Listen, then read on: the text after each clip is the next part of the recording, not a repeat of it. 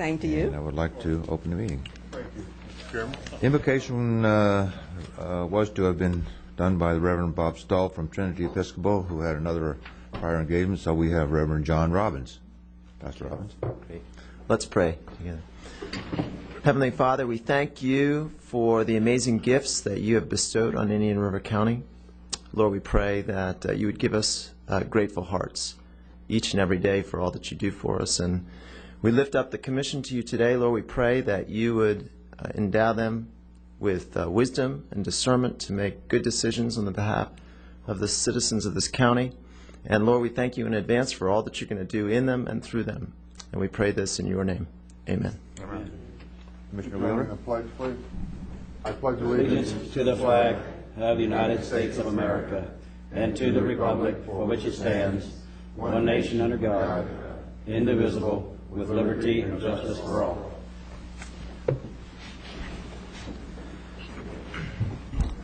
We have no additions or deletions or emergency items to the agenda. Isn't that nice? We learned a lesson last week. Yeah. It's good to hear.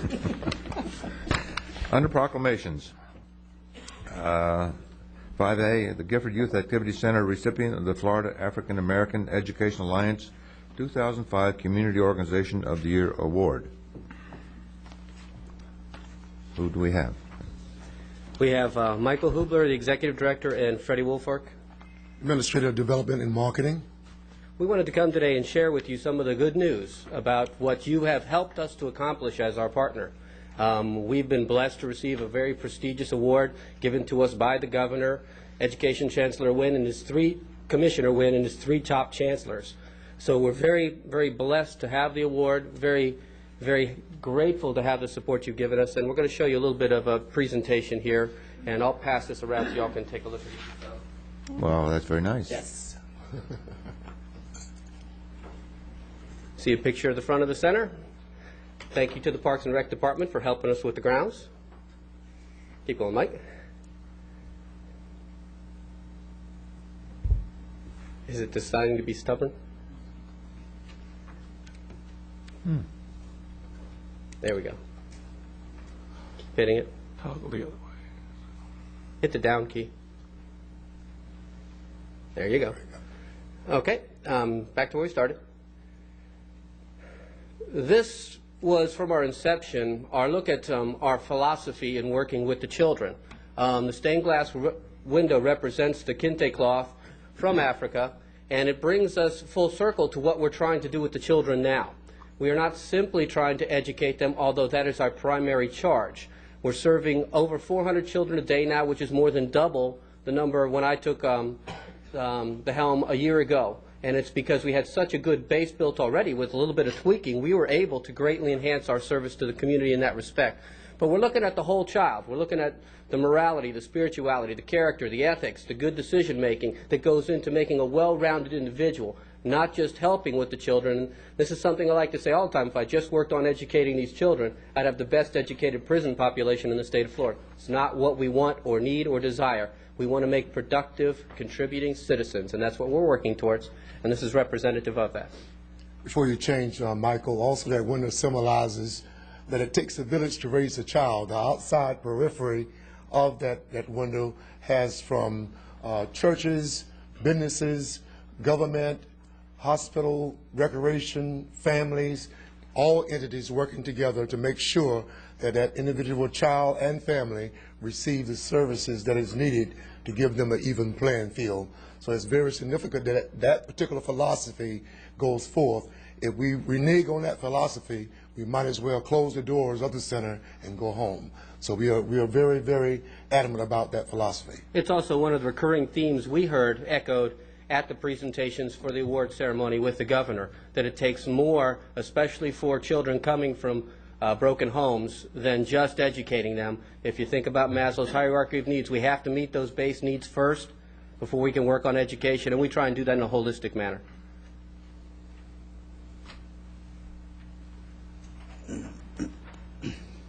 Nice little picture of the star. Keep going, Mike.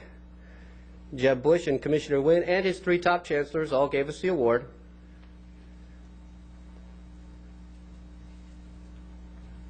Nice picture of the governor. The guy next to him doesn't look so bad either. One of the reasons we got that award, we are busting at the seams. We are literally out of space. I have to rotate children into the classrooms to do their homework now because we have so many. It's a great problem, and it's a great challenge, and we're blessed to have that kind of service to the community.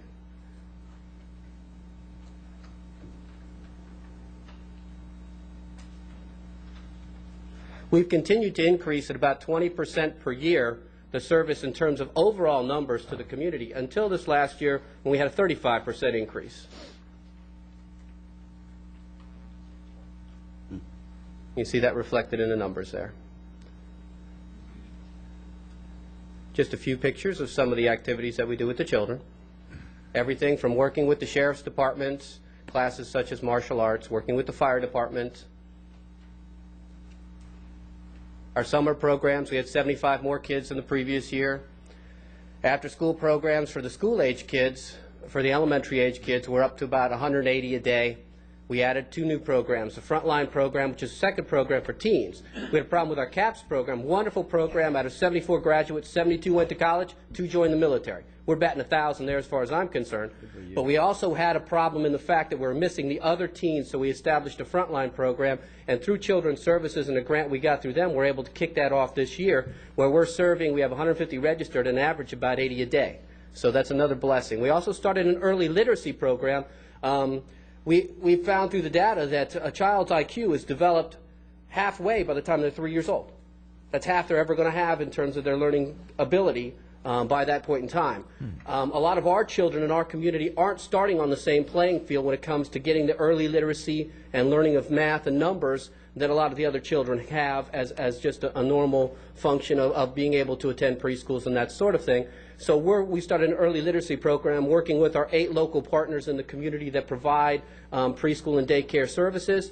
And we're working that program now, serving about anywhere from 160 to 200 children per week in early literacy programs to get those children on the same playing field, because the data shows us if they start behind, they finish further behind at every single grade level. So we're working diligently to make up that early education so that they're starting at the same playing field. More wonderful pictures. You may recall at the top left-hand corner, 2 of our premier founders, Dr. A. Ronald Hudson. Ron's been with us since the get-go, and Dan Richardson, one of our premier benefactors in making it all happen and get us going 8 years ago. And go ahead, Mike. We have a plethora of different programs.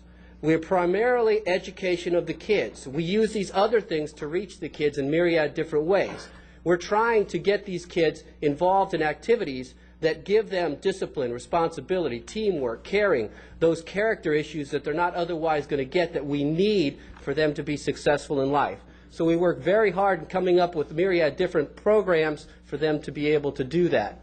We also work with a lot of different partners that we'll list out in just a minute. But we're looking for an example of this is if I'm working with the teens in the Frontline program, if I can get them into the drum corps program, drumline program, if I can get them into art down at the Art Museum, we take them down there in the Foundry. If I can get them into music and a violin program, I can instantaneously reduce the odds of their getting in trouble by 50%. Just because they learn responsibility and discipline and have something tangible that they can do with their lives. Similarly reduce the pregnancy rate for our teens as well. Go ahead.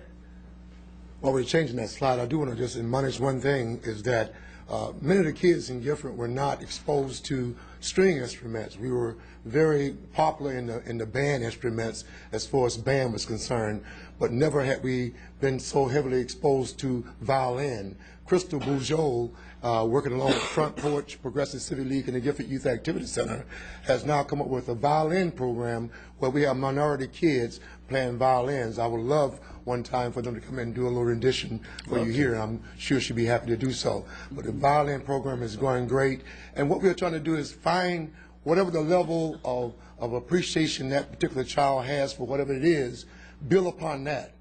We learned one thing, that no child is the same.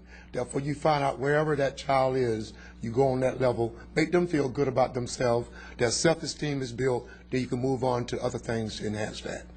You look at a screen with our community partners now. We've grown in the year that I've been there from 21 partners to 37 partners, which is pretty significant. But we've also re-engaged existing partners. We were talking about the Museum of Art. We got a $15,000 grant for arts. They doubled that, provided the instruction. So now I have art for every single child in my program. And half of it is done at the center, and the other half we take the older kids from 4th grade on up through high school all down to the center, and they get to do stuff at the art museum, which is really a tremendous experience. Same with the children's theater. We take the kids down on Wednesdays because it's an early out day, and they participate with all the other children throughout the county in the programs down there. And we're truly blessed to have that kind of partnership and support. And that's what enables us to economically do more for the kids than we otherwise would be able to do. Take advantage of our partners, utilize their expertise and their services to provide quality programs at affordable prices in terms of our budget to put it all together.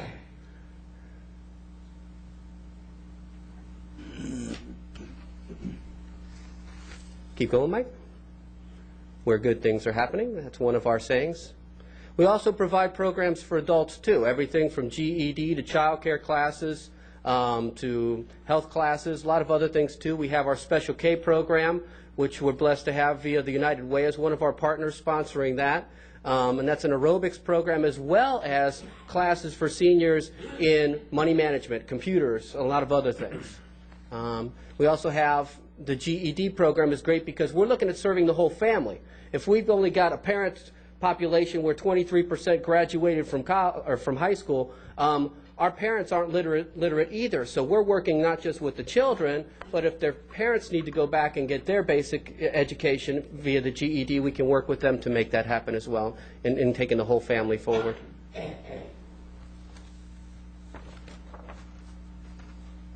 This is an example of one of our senior programs and someone taking a GED class. And that's me and Freddie at the bottom. We want to thank you very much for all your support. You continue to be, just a blessing to us, and we appreciate it. The whole community, since I've been here, the year I've been here, has been tremendously giving. And we're looking to go out and fundraise like we've never done before, but that's because we've doubled the number of children we're serving. And we've increased our costs substantially because of that. So we'll be doing more fundraising in the future, but we're very grateful to the county for all they've given us and for being a significant partner in helping us to do what we do for the children and families in Indian River County here. Thank you. Well, thank you, Mr. Hubbard, Mr. Woolfolk. So happy to have you here. Are there any questions?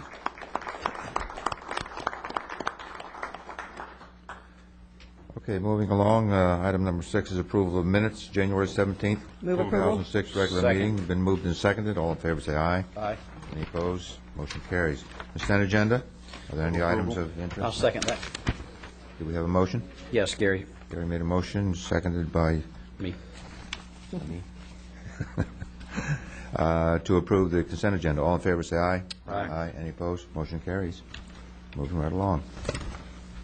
Item number 8.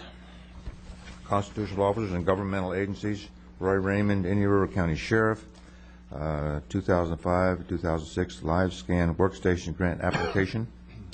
I move to approve, Mr. Chairman. Second. Been moved and seconded to approve this item. All in favor say aye. Aye. Any opposed? Motion carries.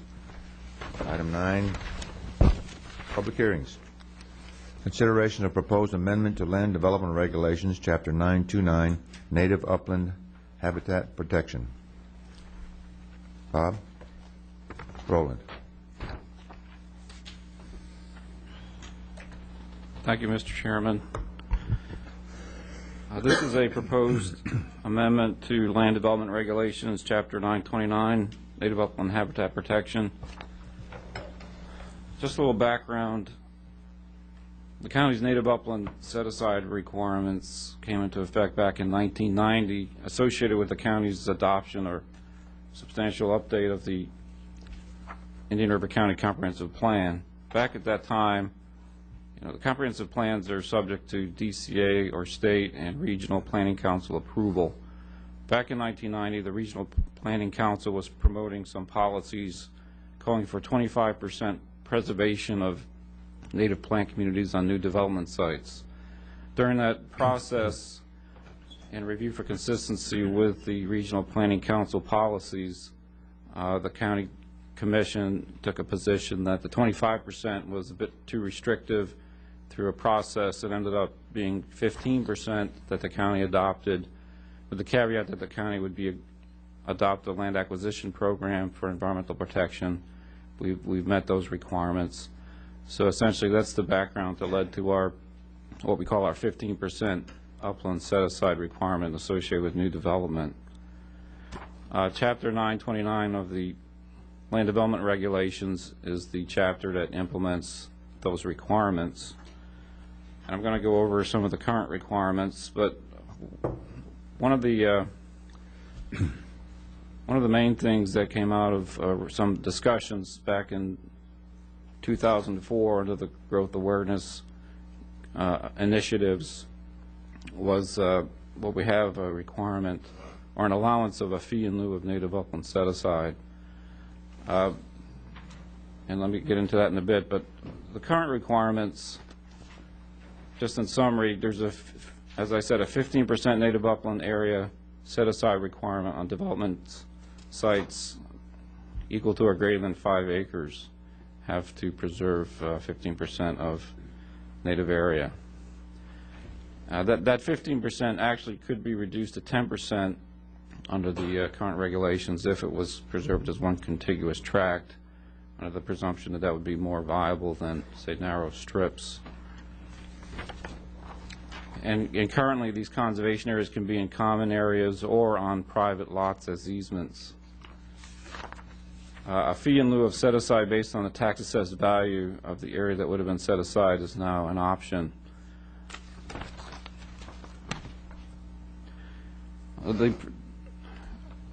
What the Planning and Zoning Commission and the discussions under the Gross Awareness Initiative and that whole process, one of their main concerns was that the fee in lieu, there's two aspects to it. One was whether or not it was considered a last alternative, and part of this process would be to clarify that it is a last alternative to promote preservation of green space on new developments. The other issue related to how that fee was calculated. The Commission as a whole felt that the tax assessed value base was too low a calculation. It really should reflect the actual value for purposes of offsetting what would have been conserved. So the basic recommendation through the Planning and Zoning Commission was to change that tax assessed value fee calculation to be based on a market value, and that's one of the main changes proposed. What I'm going to do now is, using the overhead, just kind of summarize the proposed changes under this LDR amendment. First is to clarify exemptions for agricultural operations and single-family home site parcels. The current ordinance and regulations do exempt agricultural operations. When this went through the Planning and Zoning for a public hearing, they added to that, and this is included in the proposed ordinance, to more specifically exempt agricultural operations outside the urban service area and not in the urban service area. Again, if you have a citrus grove, there's no native uplands potentially on that property, this would not apply anyway. But if you do have ag operations or ag property in the urban service area, and there are some natural areas under this, it would apply. The other is on single-family home site parcels. This again clarifies that this would not require, say, an owner of a 5-acre single-family home site to do a conservation area. We do deal with, however, tree protection and through the land clearing and tree protection ordinance. And that's consistent with how we've applied it since 1990. In our A3 zoning, that would be considered a single-family home site too? I'm sorry? No? A3, the 1 unit per 20 acres? 1 unit per 10. Yes. You just mentioned the 5-acre parcel. I just want Yes. to clarify. This would have to be by subdivision, would it not? I mean, they'd have to, Well, the example is if someone came in for an affidavit of exemption to create 5-acre parcels or 10-acre Right. parcels, at that point, yes, they would have to do the set-aside.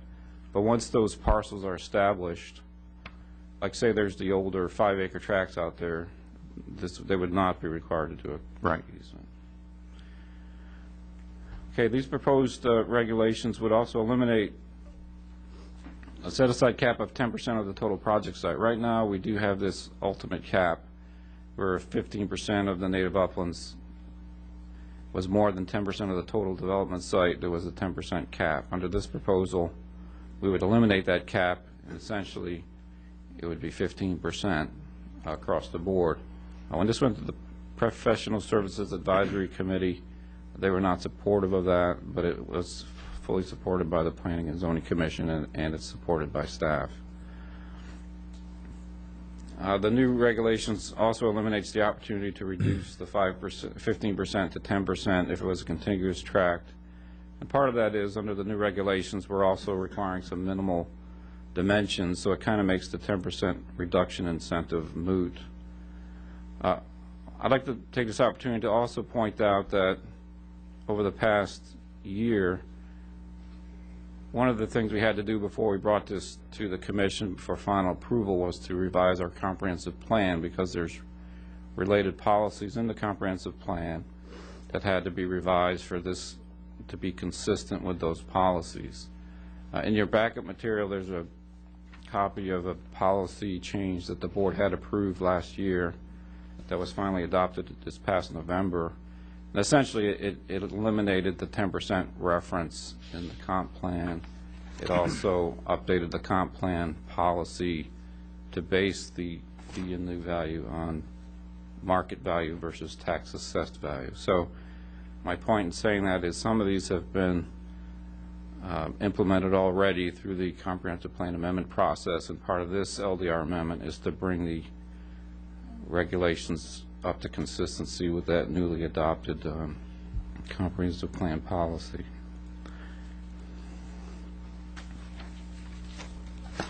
Under the new regulation, we're proposing that there be minimum dimensions to the area of the set-aside. Right now, we really don't have any minimum, but we do have policies from a standpoint of it's supposed to be a viable plant community, and staff feels that a 50-foot minimum dimension is appropriate. Another thing that is being proposed is, right now, upland set-asides can be met as easements on private platted lots. What we found out over the years is that's really a problem or a challenge to keep it as from encroachments from the private lot owners. If someone has a conservation easement, particularly on the smaller lots, there's just a human tendency to, over time, absorb that as a yard area and to encroach into the space. So to avoid those inherent conflicts, we're proposing under this regulation that these native upland conservation areas be distinct tracts, so that would avoid some of that encroachment potential.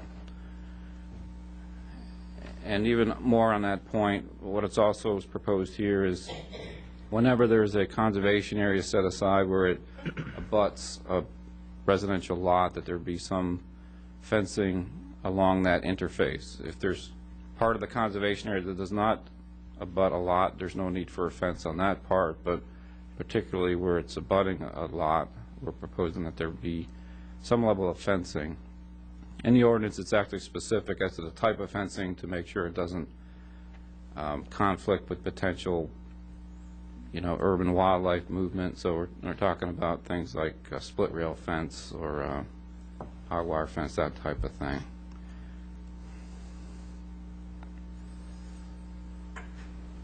A few final summary points is there is an opportunity under this ordinance, as it was in the current ordinance, to have off-site mitigation of these conservation areas if it's apparent that it would be overly restrictive to have these on-site. With that, though, we're trying to set some guidelines. We'd like, if there is going to be an off-site mitigation accepted, it would have to be contiguous with other conservation areas. There'd have to be some sort of management planning for that. The whole point is not to do off-site mitigation in small patches that would be hard for the county to monitor or make practical as conservation areas. Right now, we are looking at the fee in lieu as the last alternative. What this does is it makes it crystal clear that the fee in lieu option is the last alternative, and it can only be used if there's been a process to demonstrate on the developer's part that it's just not practical or appropriate to have the set aside on the property. And then the second step would be, well, they can't mitigate off-site, which would be a rare circumstance. And then the third final alternative would be the fee in lieu. Incidentally, we haven't used the fee in lieu alternative for quite some time since we've had this discussion, taking the policy approach that it is the last alternative. This kind of solidifies that. How many times have you done it previously, though? About? You know, the atmosphere when the 1990 comp plan was adopted and the LDRs, it was more of an option, not a last alternative. So over the 1990s, it was fairly common for developers to offer the fee in lieu. You know, the county's benefit is those funds weren't just put into the general fund, they were earmarked specifically for conservation lands management, and that's how they've been used to kind of complement the acquisition bond funds. So there's, you know, legitimate use of those funds, and they've been earmarked as such. But again, as the recent discussions evolved, I think the conclusion was it's more to a public benefit to enforce the green space within the private developments versus the general fee in lieu. Do you anticipate a fee in lieu cropping up again, that we're going to have people who are wanting to do this again, and that's why you're trying to restrict and make it crystal clear? Yeah, I think it just is to reinforce what I think is the county's position as it's evolved on it. And, you know, what we're finding is if push comes to shove, most of the developers have been able to work it in. I think it also complements other higher standards that the county's adopted recently, such as a bigger buffer requirements and overall percent green space on developments. And this kind of overlaps that. It's not necessarily in addition to if they use the native area to credit those other things. So I think we're finding that developers are accepting that this falls in place with the other higher standards that the Commission has adopted recently. If we were to get to the point where the fee in lieu is considered, what this does is change that tax assessed value base to a current market value. Under the proposed regulation, it would be the developer's responsibility if they propose the fee in lieu and convince the county that that's the last alternative, that they would have to get a current fair market value appraisal to present and for calculation of that fee in lieu of set aside. They would get one, or we would get one, and they would pay for it? Well, I think might be right the now point. it's set up for the developer to provide the appraisal. It would be subject to county review and scrutiny. It would have to also be an MAI appraisal, a certified appraisal, and there's a certain reliance on the integrity of that certification, just like we rely on certified surveys. No, but we've all had appraisals, and probably we ought to, I would think, do the appraisal and they pay for it. Mr. Chairman? Yes. Along those same lines, I mean, if county staff and the developer could agree on price, is it really necessary for there to be an MAI appraisal? And I'll give you a good example. I mean, if we're buying right-of-way in front of their property for a road, we come up with a price, we agree upon it, and move forward. And it's going to be pretty difficult, in my opinion, for us to dispute after we just buy right-of-way from them at a specific price and turn around and they need to buy back some conservation area. I think we just about established what they think their property's worth at the same time what we think their property's worth, and I don't necessarily believe we need an MAI appraisal all the time. I think one of the things that would really benefit us from having an appraisal is the same thing that happened in the school board. It's a record of saying what you paid for it and what it's really valued at. And I'm saying that it was valued at $50,000 an acre, the appraisal for the school land, and they paid whatever they paid, and sometimes you have to pay that.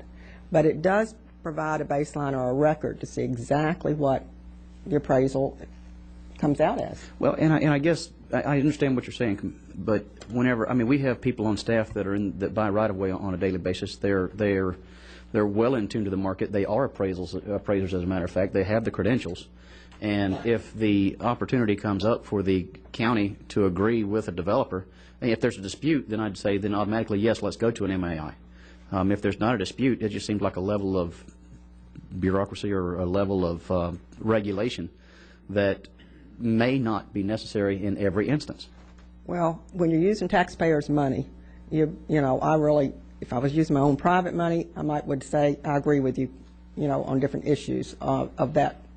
But when you're dealing with taxpayers' money and land values that are off the top of the roof right now, and some of them aren't, and we're paying top dollar. Sure. I think it's prudent to have an appraisal. Let me just say that, again, this would be relatively rare occasion where we would get to this point in the first place under the policy that this is a last alternative. So it's not something we're going to be seeing every week under these new developments. This is going to be a fairly rare occasion, and that's why staff, you know, supported the appraisal approach. I think we're almost required to get an appraisal when we buy a property. Is that not right? So this one, we're not in effect buying the property, but then again, we are. We're required to get appraisals when the value is over $500,000 on the property, or estimated value. $500,000. This would most likely be less than that.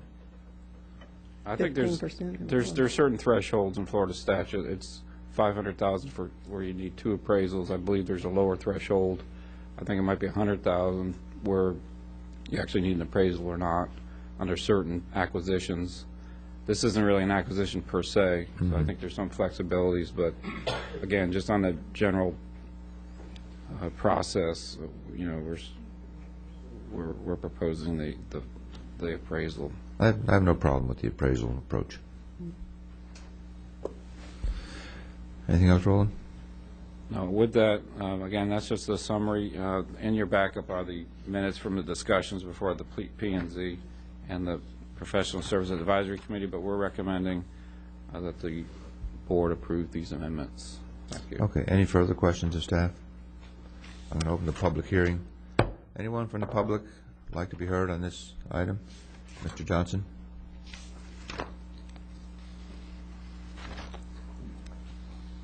Bob Johnson, Corwin Subdivision. It's not clear to me why we want to change the existing appraisal process from to market value. And it seems then if we're changing it to market value, then we ought to really define specifically what we're talking about when we're talking about market value. Are we talking about market value for agriculture land, or are we talking about appraisal that would be on something for RS3 or RM3 or so we need, it seems like we ought to be very specific as to what we're talking about when it comes to appraisal on market value. Thank you. Roland, you care to answer that? Yeah, it's based on the value assessment of the subject property. So if the property's owned RS3, that would be the basis for the value. If it happens to be an agricultural property, then it would have the agricultural base. So it all depends on the specific characteristics of the property. Thank you. Anyone else in the audience wish to be heard on this item? No one? Mr. Swift? Well, since you're looking at me, I guess I'll stand up. Bob Swift, 6400 block of Glendale Road. I'm really happy to see this come to you. It's been about 1.5 years since we started this process with P&Z. I think staff's done a great job to work it through and come up with a compromise. Doesn't have everything in it that I'd like to see, but it's a good start, and it's a whole lot better than what we had before, and I would encourage you to adopt it as it's written. Thank you. Thank you. Mr. King? Yeah, we're still in the public hearing. Is there anyone else wish to be heard? I'm going to close the public hearing. Close. Wesley? Yes, I have a couple of questions. The fencing off of the conservation tracts, I heard you say that you wanted to allow for wildlife to the property, I guess, for the lack of a better word. My question that I have there is it going to be a fenced-off area so that people can only look at it through a fence? Or is it going to be something that, or is this just up next to the back of their yard? And if you could elaborate a little bit more in the practical terms of what the fence is going to be like and what it's going to accomplish. It could certainly, there's no conflict between the conservation area being kind of a passive recreational amenity, just like when we buy conservation lands, conservation areas, we allow access if they want to do like a path through a common area amenity to the development. The fence also, again, is not to fence off the total tract. It's really just to clearly define the boundary to people who own lots abutting the property. Those fences can have gates. There can be no fence or common community access, so those are certainly options. Okay. You know, but we still would monitor the proposed use to make sure it's compatible with the intent, which would be to conserve the All right, then one other question. woods. I think the most common use, if it's adjoining a subdivision, would be children playing in the woods, in the wooded areas. And generally, they wouldn't harm it, but I can see tree houses going up or something like that, which might not be a very good idea. They'd have to have a building permit. That'd take 6 months. Yeah. One other, the maintenance of these tracks, looking at it, especially if they're adjacent to properties that are residential. If you have a 100-acre development, you may have as much as a 15-acre parcel of land. And just given the opportunity for this to just grow naturally, it could be a fire hazard. Not only that, for conservation purposes, just setting it aside is not probably environmentally or ecologically the best thing to do with a piece of property without proper maintenance. What is the plan after we delineate this is to be set aside? Right now, when the conservation area is established in a subdivision, the typical formula is it's dedicated to the association to responsibility to maintain it, but it's the county's opportunity to go in there and to enforce that easement. We have related requirements. For example, another part of our regulations that requires control and elimination of exotic plants like Brazilian pepper. So if the county goes out there, sees that it's unmaintained, pepper's been grown in there, that type of thing, there's an enforcement mechanism. As far as depending on the size of it and location, whether there's other maintenance opportunities, I think if there was, for example, a clear fire hazard associated with one of these properties, I think the county would either have a right to go in there or could work with the association to prescribe some improvements. But the bottom line is essentially it would be the association's responsibility for maintenance. So that's a homeowner. When they take over the association, the developer gets to do this, but the homeowner pays for it in the long run. That's exactly right. Yeah. You know, I've talked about subdivisions, but actually this also applies to site plan developments, larger commercial development sites.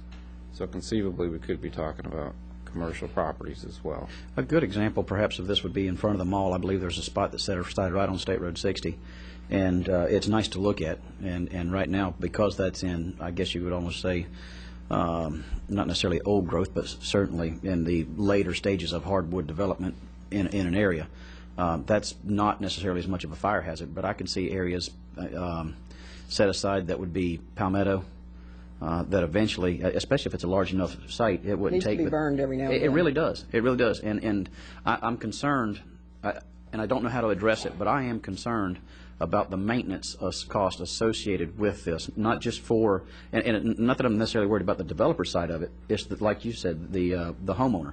And the liability to the homeowner. And then once you take it one step past that, you know, then there may actually be properties, especially if it's a 15 or 20 acre parcel, that we have a committee that is telling or advising the county on how to take care of theirs. But where would it go with this committee perhaps helping this as homeowners association maintain theirs, and at what cost, and who would help them? I don't know. I just see it's a good idea to set it aside, but just because you set it aside, then the work begins on a piece of real estate. Any further comments? Need a motion? Do you have any suggestions on that?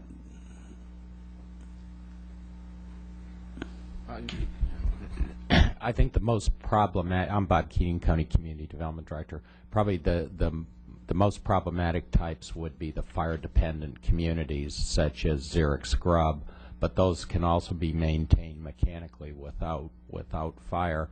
I think a property owners association could always come and ask the county for guidance or direction or assistance there, but still, it's just like stormwater tracks in a development or or recreation tracks in a development. It is a responsibility that eventually does fall to the homeowners association, just as part of the development process. I want to make sure I understand this properly.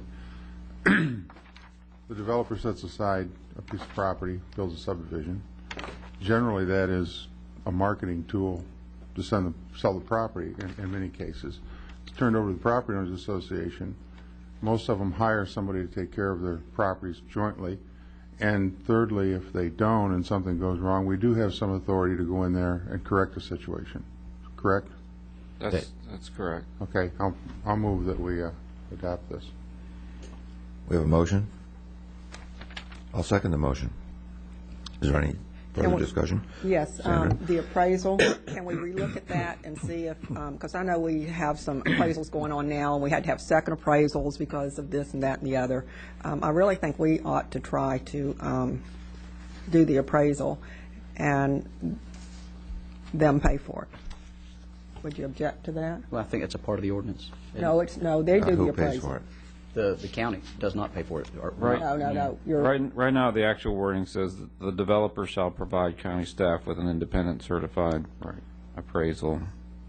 And you're saying? I'm saying the county staff should initiate the appraisal, and they should pay for it. I mean, Why? Because sometimes you have an appraisal that says one thing that you want it to say. If you're paying for it, let's just face it. That's exactly what raw land appraisals sometimes are. Okay. Staff's position is we would have to accept the appraisal. Oh, no matter what? No matter what. And then you do your own? The assumption is they get an MIA certified appraisal. We would review the appraisal, either working with the right-of-way appraisers or maybe with our staff who are used to reviewing appraisals such as through the Environmental Lands Program, so we can scrutinize the appraisal, whether it's done under our selection of the appraiser or their selection. So and if we didn't agree with the appraisal, we could do our own, or would? Because sometimes we do that.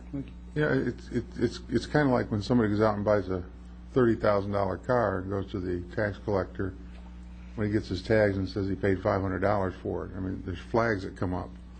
And I think if that happens, that can be addressed. I think there's language in there that, and as Roland just said, I mean.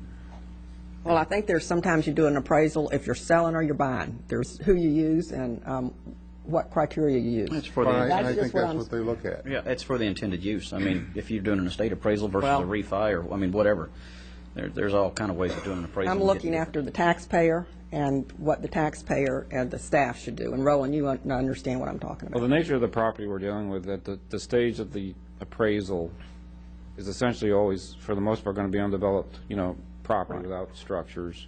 So it's pretty much raw land with values based on the land use designation and zoning and that's the volatile market. right now. Right, but I think it's a type of property where there's not a lot of question marks as to the value of the building or the commercial value if there's a commercial structure, because it's essentially raw land. And I think the staff, the right-of-way agents, the county staff, and its acquisition of environmental lands, have at least can look for red flags. And we're looking at the new towns, new cities, and this kind of stuff, which I assume this will sort of fit in that area. We're talking large parcels of land, and 15% of a large parcel of land is huge. It's a lot of land to take care of. And so that's why I asked the previous question, do you anticipate this coming forward, and that's why we're tightening this up in a lot, again, like before the 90s. Mr. Chairman? Yes. Yeah, just to wrap it up real. Go ahead.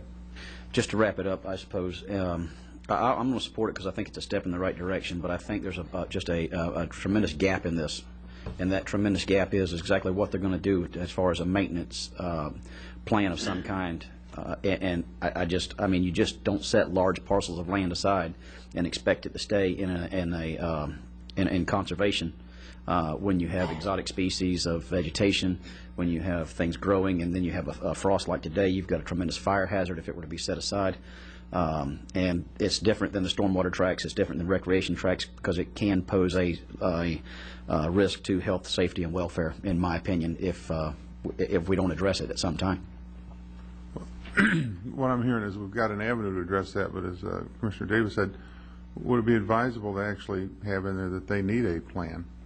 Right now, actually, as it's written, that management plan is required, but only current as written for proposed off-site mitigation. Right. We really don't get into that requirement as this is currently written on on-site conservation area. I mean, if that's the commission's direction, I don't think it would be, we could apply that requirement to the on-site. Kind of like with the site plan, also where you're responsible for what's been approved. And yeah, I don't think it needs to be a book, but it's got to be something that. Because you can have animals in there too, like hogs, or Feral animals. Absolutely, sure. Yeah. that root up and do all kind of things. And it's a good idea. I'm not saying it's not a good idea, but there's just there's some flaws, and I don't have the answer for it today. And I guess just really as we move forward with this in perhaps some larger tracks, I think it's something we really need to address as we move forward. I think that's a good point. I think most everything we're going to be doing in the future is probably going to be in larger tracks. Right. So if I think Wesley suggested probably be a good idea to add to that. If I could amend my motion to. Yeah, I would agree to that. I would second to that. Add that they have a plan. Put a clause in there that someone has to maintain that property. A plan for someone to maintain. An actual have a maintenance plan. Yeah. Something that's documented that they have to adhere to. Everybody knows when they adopt it, when the property owner takes it over, they know that they have certain requirements. Right. But you're going to have to list those requirements then. It's in the HOA docs. Yeah. Do we want a specific amendment right now so we don't have to come back? I can make a suggestion. Under the ordinance, there's a new section 2 under 925.05, which says native upland plant communities set aside areas shall meet the following criteria. It currently lists 3 criteria relating to dimension, requirement on common areas, fencing. We could add a D that basically says that a management plan shall be provided. And somehow that we can monitor that it is implemented. You can have a plan, it's never implemented because it's never budgeted. And you wouldn't know it until after it catches on fire. Or whatever. Go ahead. If Go ahead, we Roland. could get authorization contingent upon staff coordinating with the attorneys to come up with the final wording of that paragraph, we would recommend it be addition of that paragraph D under 925.05.2. Okay. Is that Start. satisfied? Well, yeah, that's fine. Will I need to come back or? No, okay. Yeah, I'll amend my motion to that. And I'll second the amended motion. I'll support it with that. Any further questions? I assume you're ready to vote. All in favor say aye. Aye. Any opposed?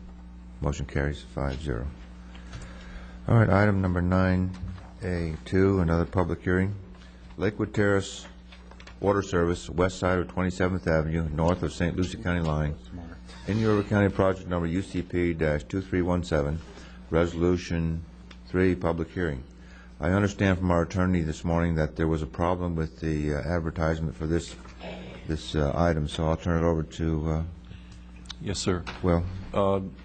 When we do a special assessment project like this to provide water to a neighborhood, we have to go through a certain process. There are 4 resolutions that are adopted. The first one sets the nature and extent of the resolution and designates the properties to be benefited. The second resolution sets the time and place for the public hearing, which was designated to be today at this time. At this hearing, we're to hear from people pro and con as to whether they support the assessment and whether the assessments are appropriate. And upon hearing that, the third resolution is adopted, which confirms the project. It goes forward and is built.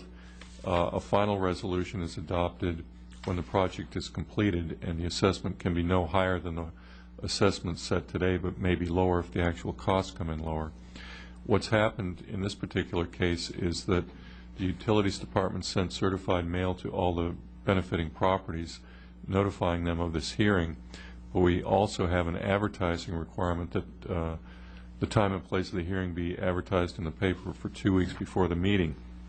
And a newspaper ad did run, but it simply said that there was a special assessment project expanding the water system in Indian River County, and didn't have the specifics as to Lakewood Park, west of 27th Avenue and north of the county line. So in order to cure that technical defect, I think what we can do now is open the public hearing. Some of the residents may be here, take their input, but not adopt the confirming resolution until we can get the appropriate advertisement in the paper. Probably come back in about a month to finalize the assessment project. And I'd like to point out this is not any failure on Mr. Chastain's part. The advertisement came out of my office, so we're responsible for not getting sufficient detail in the paper. Okay. Thank you. Dan, you have any comment before I open and close the public hearing? Only, Dan Chastain, Manager of Assessment Projects, only that we did hold an informational meeting on February the 2nd. Didn't have a great turnout, but about 8 property owners, I think, came, and we discussed it with them. So that also confirms that some of the property owners did receive the letters. And one correction, Will, we don't send those out certified mail anymore, but I've received no return mail on this project. And you know, as you know, there's 109 lots and 8 non-platted parcels. There have been very few phone calls, a few that were positive, a couple that indicated that you know, they didn't really want it, didn't really need it. One indicated that there would be perhaps a financial hardship. But overall, we have not had an outcry of opposition, more support than otherwise. And as Will said, normally we would be asking for you know, your approval of the 3rd resolution today, but we're going to have to come back in a couple of weeks. Actually, March 3rd is the date Lee and I've been working on, with another resolution 2 that will set the date for the public hearing to be held, and that'll be set up until April the 4th. So we'll come back to you on that. And I don't know if there is anyone here that wishes to be heard today. Do you have any other questions regarding this project? I think by now everyone knows where Lakewood Terrace is. Okay, well, we want to comply with the law, as Will said. So I will open the public hearing briefly. Is there anyone would like to be heard? Anyone there from the, would you like to come forward and make a comment?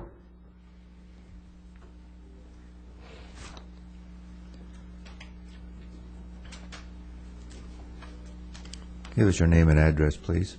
Dorothy Jeffries, 2355 28th Avenue, Southwest. I missed the meeting on the planning meeting, so I know absolutely nothing about what it's doing, where the water is coming from, will it be processed, that kind of thing I need to know. Dan, would you like to respond? The county has... Turn your mic on. Is this on? The county has reverse osmosis water treatment plants throughout the county in a regional system. So all of our water is treated in what's considered today to be the state-of-the-art, the finest method utilized in the world today for treating water. It meets or exceeds all federal and state water quality standards. I'm on county water. A lot of good folks in the county are on county water and generally are quite pleased with it. For folks who've been on well water, and I've been a victim of that, I've had a number of wells, and typically some are just better or worse than others, but with all kinds of expensive treatment equipment, it cannot compare to the treatment that the county's water plants provide, as far as safe, healthy drinking water. Well, that's the question I had, because we've been hearing that Millstone, which is right next door to us, is putting in 3 wells, and that we might be hooked up to their wells. That sort of turned us off on that kind of process. I don't know if they're using those wells for irrigation purposes or not. I would suspect that. And as you look at all of these new developments coming in all around us, all over the county, I would be surprised if there were any homes being developed with the high cost that they're expending without an irrigation system. Most homeowners, even in these new developments, are sinking shallow wells for their irrigation system. And how do we know what the effect that's going to be on neighboring properties that are solely dependent upon well water? it's not an ideal position to be in. So another factor for the benefit of any that did not attend that meeting that might be here. When you have a power outage, if you're without electric, most folks on a well have got a situation where, you know, you can't shower and you can't flush. That's and right. With the county water coming in under pressure, you don't have that situation. And I can recall when I didn't have power for a number of days. It was mighty refreshing during that humidity last year to be able to take a cool shower. It felt good. Well, I'm in agreement of the project. I was just worried about those particular points. It seemed that it seems to me that you'll be coming down my side of the street, and at least there was people out surveying, and they put some posts on it. It's down my side of the street. I'm also concerned about my driveway and my yard. How is that going to be handled? Am I going to be responsible for putting my driveway back in? No. And One of the conditions when we bid these projects out to the utility construction companies that do the work, one of the conditions is that the restoration or cleanup has to leave the property in as good or better a condition as it was when our developer or contractors come in and do the work. Generally speaking, after a month, the only way you'll know they're there is you'll look around and you'll see a couple of fire hydrants on your street, which is good. which may benefit you. My you know, insurance will go down, should you need hopefully. them, and it's always good to let your insurance agent know when this project is completed that you now have improved fire protection available. right. When will this be started, and when will it be completed? Well, as you heard earlier, our public hearing is going to be extended from today. We're going to rehear this on April the 4th. It will be after that date that the bid package will go to the county's purchasing department to advertise for bids with the contractors. So it's going to be a few months from now before we actually get it underway, unfortunately. Didn't you say March 4th, Dan? April the 4th would be the public hearing. We'll come back on March the 7th with another resolution, too, to set the date for the April 4th public hearing. But it'll be after that that we'll bid it out. Construction and all that bidding and contracting process will take several months. Will another letter go out to the property owners about the next Yes. part? Yes. Yeah, I will be mailing another letter out to all of the property owners, so you'll be receiving a letter. I'll mail those out, actually, when we adopt Resolution 2, the new Resolution 2, on March the 7th. Okay. So sometime shortly after March the 7th, you'll get a second letter that will tell you about a revised public hearing date of April the 4th. We won't hold another informational meeting unless enough owners contact me. Folks like yourselves are welcome. As the bottom of my letter says, if you have any questions, I encourage people to please give me a call. But I'll be happy to meet with anyone. I'll bring our engineer out and meet with owners if a few of you want us to come out. We have engineering drawings available. I'll be happy today to provide you a copy of one of the drawings that shows you where your service is proposed to be located in front of your property. The service, as we call it, is the meter box that would be flush with the ground, waiting for some owner, when they're ready, to connect to the system to pay the capacity charge. The charge is in the lower part of your letter, and the $130 to have a meter installed. So connection to the system is a voluntary optional act on the part of you homeowners. We're not going to force anyone to connect, just those that wish to. And does the city connect it when we have county. it, or do we have, the county, or do we have to get? No, we don't go on private property. It's the owner's responsibility to install a water line, from the meter to the house. At the point where the well line goes into the house, ordinarily that's where it would be connected. An owner is allowed to make their own connection. Some of us that have had experience working with our plastic pipes, with our sprinkler systems, could be quite capable of doing their own installation and save a few dollars. Otherwise, you have to hire a licensed plumber. Yes. We could still keep our well for irrigation. We would encourage you to do that. We would discourage you from using treated water for landscape, Yes. but use your well, unless it's as bad as one I had one time, and I wouldn't encourage that. Does that answer some of your questions, That ma'am? answers my questions. Thank you. Okay. Does your friend, would you like to have some comments? Your name and address. Patricia Edwards, 2365 28th Avenue Southwest. All my questions have been answered as well, and I just want to voice approval for the water. Thank you, Ms. Edwards. You'll have another chance to come up here when we have another public hearing. Thank you. Thank you very much. So at this time, we'll continue the public hearing, Will? And we don't really need to do that. It will be re-advertised. And there's someone else that would like to speak. oh, someone else? I'm sorry. Come Mr. forward. Chairman, as they come forward, if I could ask a... Yes, go ahead. Is it our policy to notify with certified mail? And if it is, we may need to modify that policy, because I think it works well what we're doing. We discontinued, if I may interject this, we discontinued the certified mailings. The cost is very, very Absolutely. high. I just want to make sure our and all of policies- these costs in the project are passed on to the property owners, and we found that it really isn't necessary. Mr. Chairman, I just want to make sure our policies are in line with what we're doing. Yeah, I agree with you, though. I had reviewed that with the attorney's office a few short years ago. I forget just which year it was we discontinued doing it. But Okay. Thank you, Dan. Yes, sir. It's just mailed notice. It's not certified. Name is Bruce Anglin. I live at 2315 27th Drive Southwest. I've talked to some of the neighbors. We just purchased property recently, and we were curious what was going on with all the subdivisions right next to us. And I think a lot of the homeowners missed the first meeting, the ones I've talked to, because it is a work day. They just can't make it to the meeting. Some wanted to be here today, but they're working. So their concerns, their thoughts, they're glad it's happening, but it's like, well, why am I paying $3,000? The letter, I understand it because I'm a homeowner and I've bought.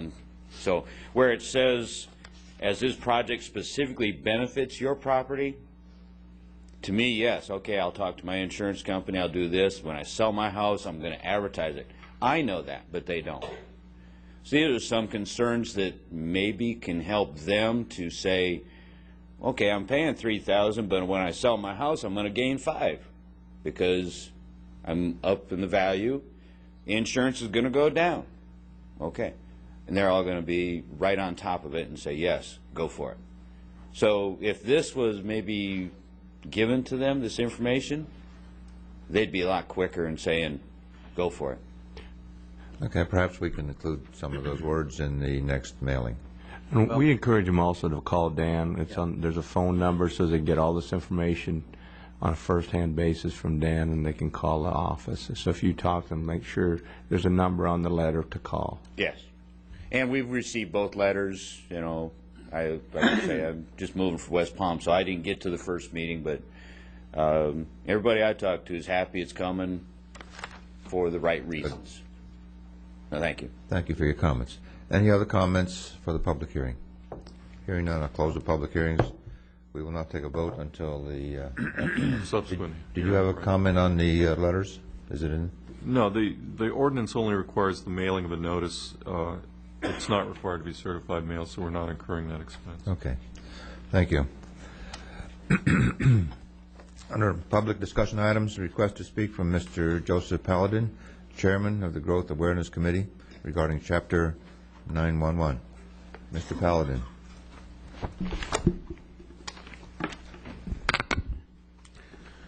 Good morning.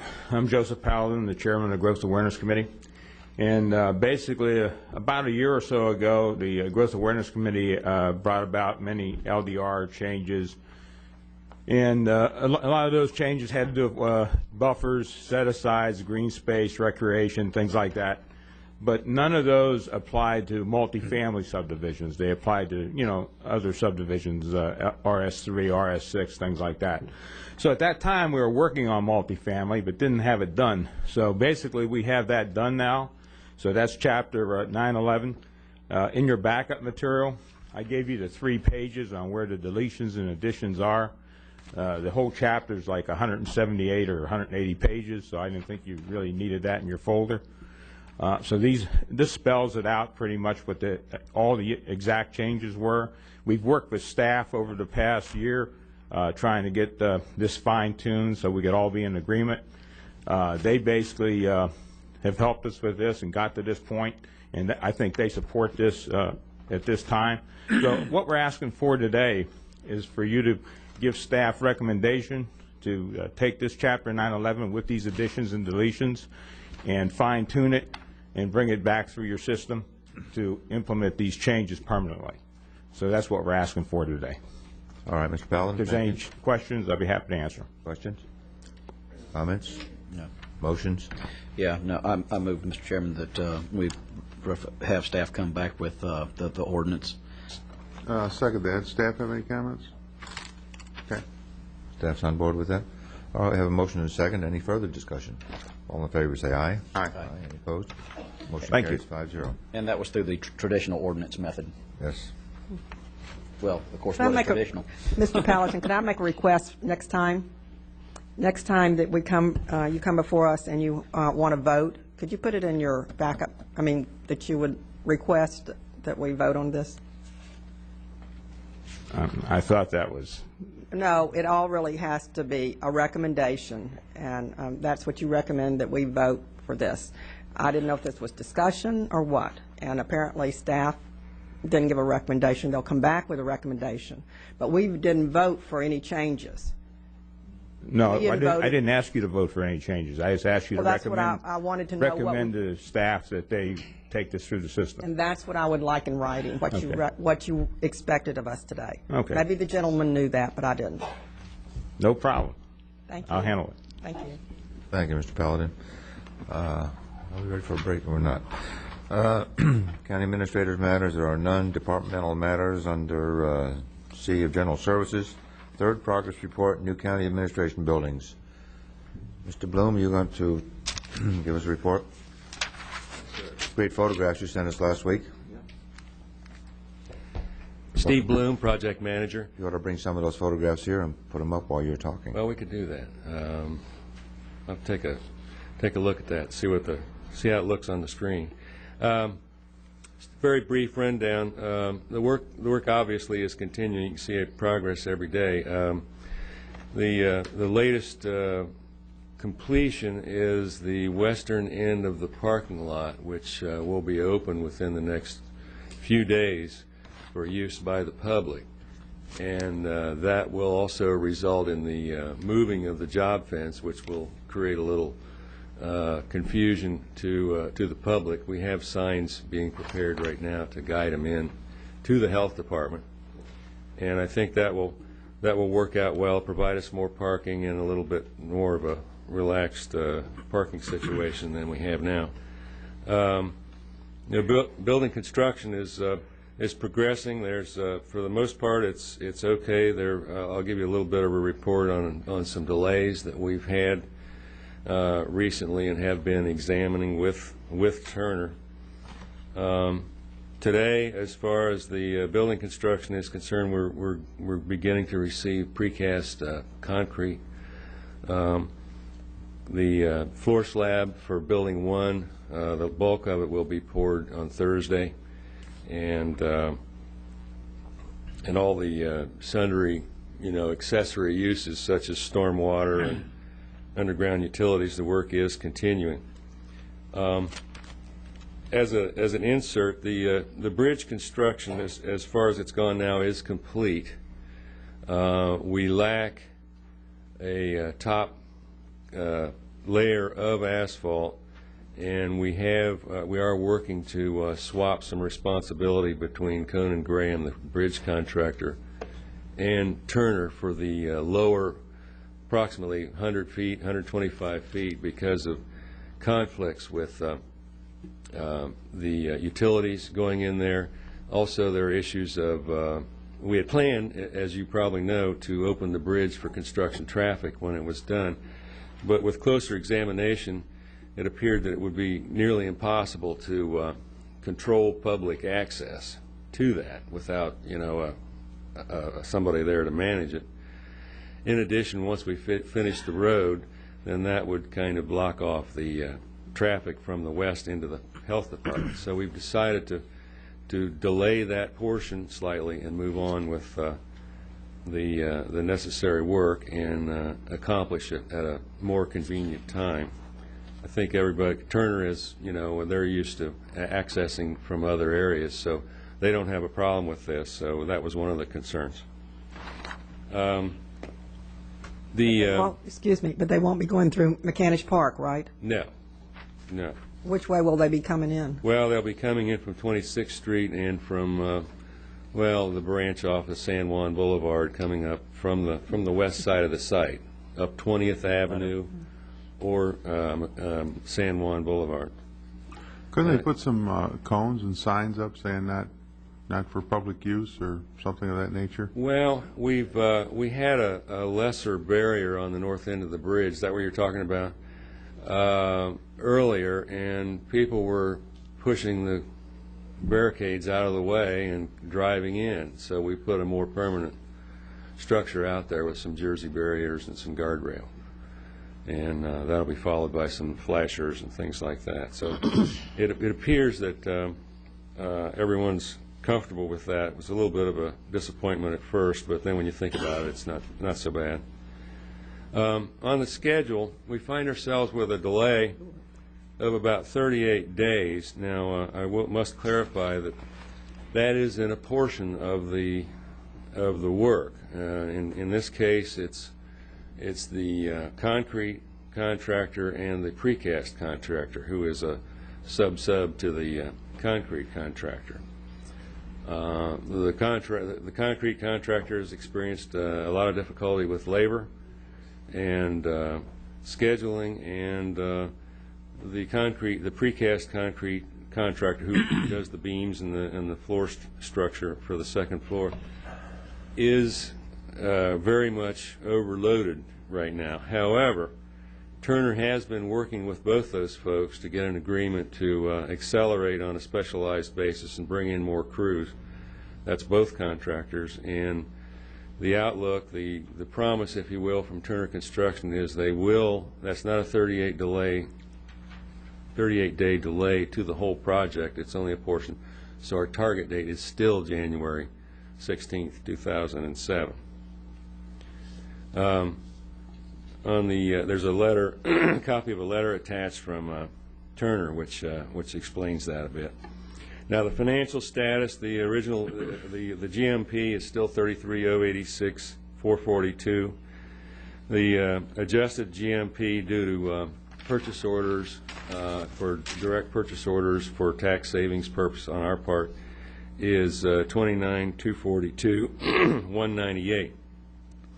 What we've got so far is we've made payments to Turner of approximately $4.2 million, and we've got paid about $3.8 directly to vendors. So with that plus this coming pay request, we will have about $9 million in the project. We also have an owner's contingency, which is our actual savings of around $280,000 at the moment, and increasing. So we're doing as well as we can. Turner has been very professional, and if there are any questions, I would be glad to answer them. Any questions, gentlemen, ladies? Thank you, Mr. Bloom. Thank you. Keep up the good work. Moving to item 11I, Public Works property acquisition at 2045 43rd Avenue. You don't understand this. The 43rd Avenue and State Road 60 widening project, Lazy J LLC owner. Jim Davis, County Public Works Director. This property is located just north of the main canal. The 43rd Avenue widening project will widen the bridge over the main canal, which will necessitate right-of-way on the west side of 43rd Avenue in that proximity. Staff saw a sign go up on this property recently. We feel it's vital to building the widened bridge to the west, and also we can use a remainder either for stormwater management or for staging of the project. Underground utilities? Underground utilities, perhaps. But staff would recommend that you approve the purchase contract at $122,000 for this .44 acre parcel. It does have multifamily zoning, and based on our appraiser's value, it's a reasonable price at $122,000. A question, just to, we're about $11,000 difference between the appraised value and the 122. And Will, what's the average if we weren't to do this and go to condemnation? What is it, 35% or something like that? Yeah, if you condemn, you're looking at paying your own and the property owner's attorney's fees, both of their appraisals, and you're typically looking at adding at least 35% to the cost of acquisition. Thank you. I'll move approval. I'll second that. Been moved and seconded. Any further discussion? All in favor say aye. Aye. Any opposed? Motion carries 5-0. Under item 11J1, consulting services work order number 3 with Brown and Caldwell for the development of a countywide reclaimed water system implementation plan, UCP 2747. Mr. Davis, is this yours or Mr. Olson? Well, I have a voice here. For the record, Eric Olson, Director of Utilities. Currently, right now, as the Commission is aware, we do utilize wastewater reuse for irrigation. Typically, the traditional pathway has been with golf course irrigation. What we're looking to do is actually widen the whole concept of implementation of reuse. Essentially, as we begin to expand our wastewater plants, we want to be able to ensure ourselves that for every gallon of wastewater effluent that we produce, we want to make sure that's a gallon of irrigation. So in order to do that, we really need to develop a countywide planning process that incorporates a certain amount of changes within our own ordinances that allow for development of reuse within developments that occur throughout the county. We have some developments that are currently working with us at this point to utilize reuse for irrigation in lieu of potable or lakeside water. But this puts everything together. It allows us to permit the entire county as a unified reuse system as opposed to small little blocks. And in the process of that, every time we go to expand a plant, we have a unified permit system that allows us to do this. Interestingly enough, yesterday I met with the Soil and Water Conservation Board, and part of the discussion was focused at basically conservation, water conservation. What can the county do to ensure water conservation so as to not conflict with agriculture? This is one of these mechanisms. This allows us to be in a position to ensure that we're spreading the pie, if you will, for water resource, and therefore, as a result, ag isn't in conflict with this. So it's one of those pluses that you get as a result. Alternatively, also, is that it allows us to avoid effluent disposal through deep well injection. So it gives us a unified process to kind of accommodate a long-range planning horizon out of it. Is it possible to ever include every homeowner the availability of this water? Well, I think the limitation is more availability, and basically this is what you'll run into at some point. As time progresses over the years, you're going to find a larger number of people wanting it than the availability is. But you want to get to that point first. Right now, we have now, it's a little bit, we would like to make more available to them at this point, and this allows us to get in that direction. Okay, very good. Any questions? Mr. Chairman? Yes. Yeah, how long is our unified permit valid for? Well, in this particular case, we're going to be looking for a 20-year permit process, but it's, again, it becomes sort of self-sustaining. It's not one of those things that you have to come back like a water plant permit or a wastewater plant permit. It defines your boundaries. It defines your long-term plan. DEP then begins to work with you. At the same time, implementation of a plan like this is in our favor because St. John's Water Management District looks at this as a proactive approach towards water supply management. So there's benefits all the way around for this. Move to approve, Mr. Chairman. Been moved and seconded. All in favor say aye. Aye. Any opposed? Motion carries. Under J2, Vero Lake Estates subdivision and Pine Lake Estates, UCP number 2381, water, sewer, roads, and drainage improvements. Okay, today this is, I'm going to stay up here. Basically, I'm going to introduce a project that has been long in coming, and in the process of this, you're going to see several people that are going to make a series of presentations. At the end of this, I'm going to give a little bit of culmination and ask for a recommendation. What we're talking about here nearly 2 years ago, the Utilities Department made a presentation to the Commission with respect to development of water within the Vero Lakes Estates. In the process of that, the Commission acknowledged that this was a positive approach and basically gave us the go-ahead to proceed forward with the implementation process of design towards the water system. The magnitude of the water system within Vero Lakes Estates is so large. We're talking about 72 miles of water within that system, 2,500 acres, 6,000 lots, that as time went on, it became apparent to us that probably the best approach is to develop a master plan for the system out there. Let's not do this thing in a piecemeal approach. Let's take a look at everything. The Commission also at that time asked us to take a look at what it would cost, strictly hypothetically, to install sewers in the same area. Today, what you're going to hear is a multi-part presentation that's going to give you an outline of each of these components, and you're going to see a series of alternates. What is being suggested for the Commission to consider today is alternate 1 is essentially just simply do water. Alternate 2 is to do water, roads, and drainage. Alternate 3 is to do water, roads, and drainage and install the sewer system. You're going to hear a little bit about each one as we move along. You're going to hear 3 funding systems. What we tried to do is a little bit of thinking out of the box in the process on this thing, from the traditional methods of assessment through a process of looking at it on a per ERU basis all the way to looking at the opportunities that may be there for putting it on the tax rolls. So anyway, what I'd like to also do is introduce, we have with us here today Mark Grossman. Mark Grossman is the president of the Homeowners Association with Vero Lakes Estates. Our game plan is today to give the board a presentation. We would like to, at the end of this, to get a relative sense of direction from the board, which seems to be the direction that the board would like to head in. Our intent would then meet with the homeowners associations at Vero Lakes Estates, then come back to the board for a final decision on this. So we're kind of been looking at this as a 3-part process. This is only the first of the 3 steps like that. So Jim's going to give us a little bit of a rundown on the roads, followed by Himanshu Mehta, our project engineer for utilities, is going to be talking about water and sewer.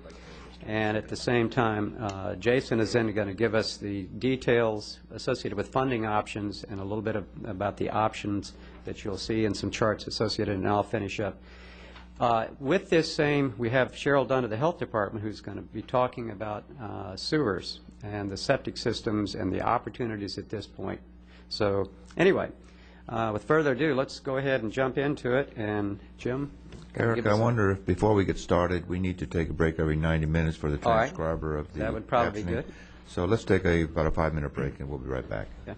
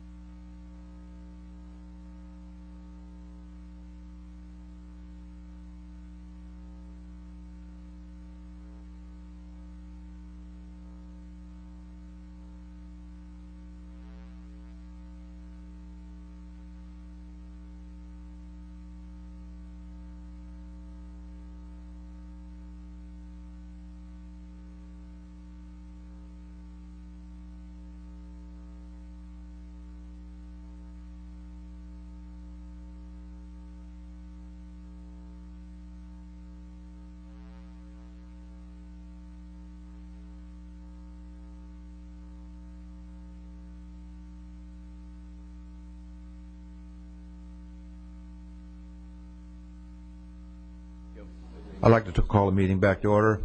And before we get back into the natural order of things, there was an item on the consent agenda that I overlooked. It's a proclamation. I wonder if Tina Zayas could come forward. She's been so patient in the back. And this is important. This is a proclamation commemorating Step Up Florida. And whereas a healthy and productive community is essential to the mission of Indian River County's ability to successfully promote and protect the health and safety of all its citizens, and whereas the citizens who are engaged in health-promoting habits are less likely to develop the chronic conditions of coronary heart disease, stroke, lung cancer, chronic obstructive lung disease, and diabetes, all of which are causes of death. And whereas much of the chronic disease burden is preventable because effective prevention measures exist today to substantially curtail the illnesses, disabilities, and unnecessary or early deaths caused by these diseases. And whereas the implementation of a wellness event can benefit residents by improving their physical health and morale, now therefore be it proclaimed by the Board of County Commissioners of Indian River County that the Board encourages all residents to set goals to improve their health and wellness as Step Up Florida is launched to motivate all residents to make healthy choices and strive for healthy lifestyles. Signed by all of the county commissioners.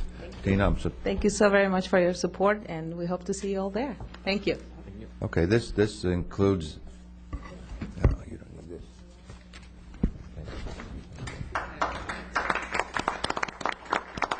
I think we all received their little bulletin, and they're going to have a walk. It starts at Young's Market south on US 1. It's 2.5-mile segments, and there's a bicycling effort, and it goes from 8:30 a.m. to 1:30 in the afternoon.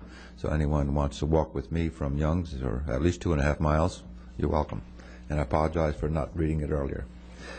All right, now we can get back to the regular agenda. Thank you for your indulgence about the Bureau Lake Estates subdivision. Who will start? Jim Davis, Public Works Director. I'll be presenting the section on the roads and drainage in Vero Lake Estates subdivision. Vero Lake Estates is the largest subdivision in the unincorporated area of the county. It contains over 6,000 lots, platted in the 1950s, and there are over 70 miles of roads in the subdivision.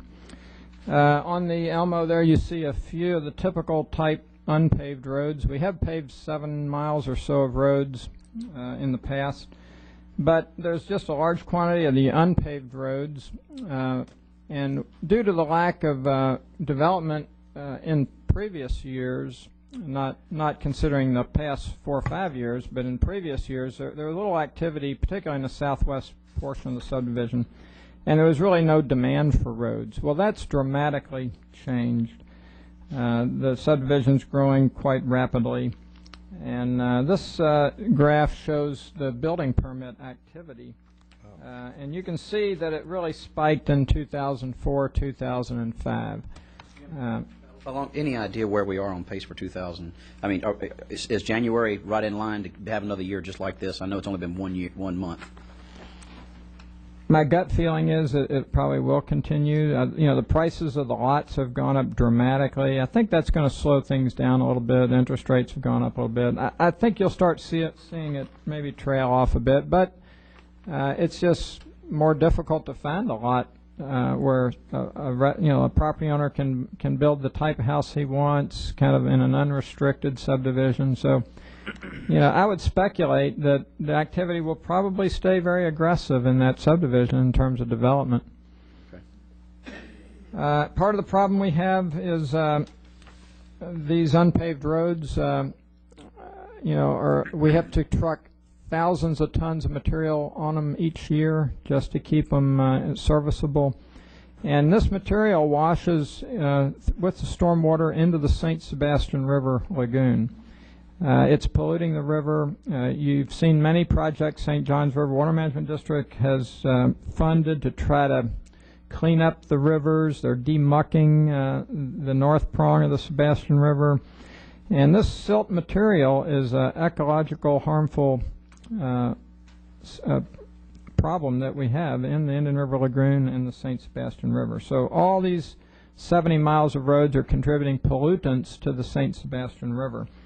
And also, there's a lack of good material in this county and in the Treasure Coast for stabilized roads. You can't get good shell material now. There's only a few mines operating, and you end up getting the overburden on top of the coquina, and it's just difficult to get good material. And there's also a lack of local drainage systems along the roadways. Public Works is recommending the paving and drainage of 66 miles of roads within the subdivision. That's not every single road in the subdivision, because we feel that the even-numbered streets, such as 78th Street, 80th Street, these even-numbered streets are really not needed for the transportation network. There's adequate road frontage on the north-south streets, and we feel it would be a better utilization of these rights-of-ways to convert them into drainage facilities and eliminate those even-numbered street roadways. Now, that's not the case everywhere, but in the majority of the subdivision, we feel we can eliminate the even-numbered streets. You mean totally eliminate them? Not for roadway purposes. The rights-of-ways can be converted to drainage facilities, just like we did on 80th Street when we converted that. But someone has a lot on one of the even-number streets. Then they have double frontage on a north-south street. Okay. So it's not like we're denying anyone access. For many years, we've been encouraging the houses to face east-west on the avenues and not the streets. Okay. I understand. So we feel that a lot of the even-numbered streets can be eliminated. That would still leave the odd number of streets, like 77th, 79th, 81st, every, I guess that would be every 13, 20. You'd still have those odd-numbered streets. Another issue is this is an opportune time to pave the roads, because in 1998 the county received a long-term permit for road paving and drainage improvements in the subdivision. So we have an active permit with St. Johns River Water Management District. We don't want that permit to expire, because that takes us through that bureaucratic process of new permitting in the subdivision. So we'd like to take advantage of that permit that's already issued. Jim, what's the time frame of the expiration date? It was a 10-year permit, so we've got to 2008. We feel that if we have an active project, though, that we can get an extension from that permit, particularly if we commit to completing the master drainage plan, which we have completed east of 101st Avenue, but if we implement the master drainage plan in the western portion of the subdivision, that would be an incentive for the agencies to give us a time extension on that permit. The estimated cost of the paving and drainage for the 66 miles is about $44 million. That's a conservative estimate. Hopefully we can be below that, but it's going to depend on availability of materials.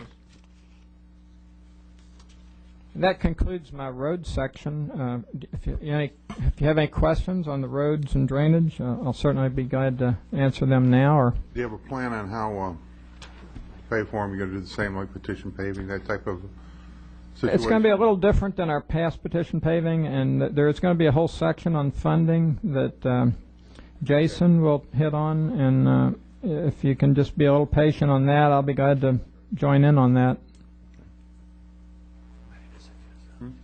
Okay, next. Sure. With the Utilities Department. Give you a little background on the water system.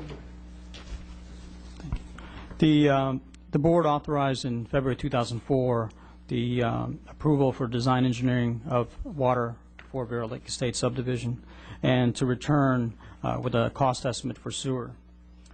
And in September 2005, we authorized Kimley Horn to develop a master water and sewer plan for the area, and also to evaluate two different types of sewer approaches, a vacuum sewer and a traditional gravity sewer. So that is how we develop these estimated costs that I'm about to present to you.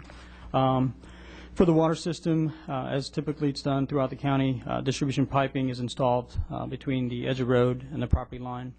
Where there are existing homes in place with driveways, we would directionally bore underneath those driveways as to not cause any damage.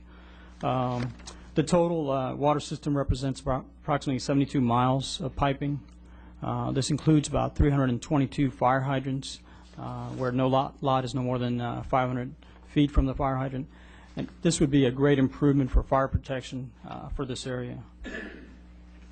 The estimated cost for the entire water system is $20 million. Survey, engineering, design, and permitting costs are included and are estimated at 13% of the construction costs. Administration costs and contingencies are included. Administration at 3% and a 15% contingency is in the estimate. 72 miles of piping, and it running between the edge of the road and the property line. You're going to service both sides of the road? Are you you're not going to run up two parallel lines then? No, we're not. No, we would decide based on the survey to go down one side of the street and then extend water services to the other side. Right now, with the majority of the roads that are unpaved, you know, we're not talking about doing a jack and bore underneath the road or an open cut on the road. So that will easily facilitate water services to the other side of the street. What about running the water in the utility easements behind the house and the drainage ditch, or adjacent to the drainage ditch? Is that, and then have it come in from the back? I believe in talking to Public Works, the stormwater improvements that they're applying for. Traditionally, we prefer to be in front of the houses and the road right away there.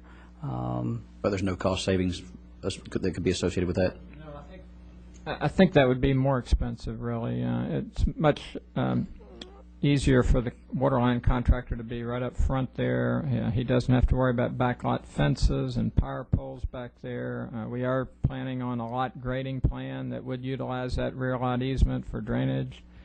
But you have Southern Bell with cable boxes back there, and you know, we've found that it's better to go out front. Okay. Moving on to sewer. In their evaluation of gravity sewer and vacuum sewer, Kimley Horn recommended gravity sewer based on lower operating and maintenance costs, noise and odor issues, and a lower installation cost overall. For the gravity sewer system, we're looking at about 58 miles of gravity sewer, 8 miles of forced main piping, 876 manholes, and about 17 lift stations. The estimated cost for the entire gravity sewer system is about $38 million. I have a note in here, the vacuum sewer estimated cost was $46 million. This cost does include survey, engineering, design, and permitting, and it was estimated at 9%. Administration cost, again, was estimated as 3%, and there is a 15% contingency in the costs. Mr. Chairman? Yes. Help me with, if you would, with 72 miles of water piping and 58 miles of sewer piping. With the water, we have a system that's looped where we have interconnects throughout the subdivision. With the gravity sewer system, you're going down the center of the street and collecting from the houses on that street, coming down to a center point. And there, you know, the looping is good for maintaining adequate pressure, adequate you know, bacteriological reasons for the water service. I understand. Thank you. I'm going to turn it over to Cheryl Dunn with the Health Department to talk to you about septic tanks. Good morning. Before the hurricanes of 2004, I spoke before the Commission requesting that consideration be given to extending sewer with water in Vero Lake Estates. Our own comp plan says by 2010 the number of new septic tank systems permitted will not exceed 450. And Vero Lake Estates alone were exceeding that figure. Again, I apologize for repeating some numbers. Ours are a little bit variable. But in 2004 and 2005, we have 642, 593 permits. Through the end of January, we accepted 42 applications, so we're on line for issuing again this year over 500 septic tank permits in that area. As far back as our computer system goes, we've issued since 1985 when we had a computer system. I'm sure there were pre-existing homes out there, around 2,234 new permits.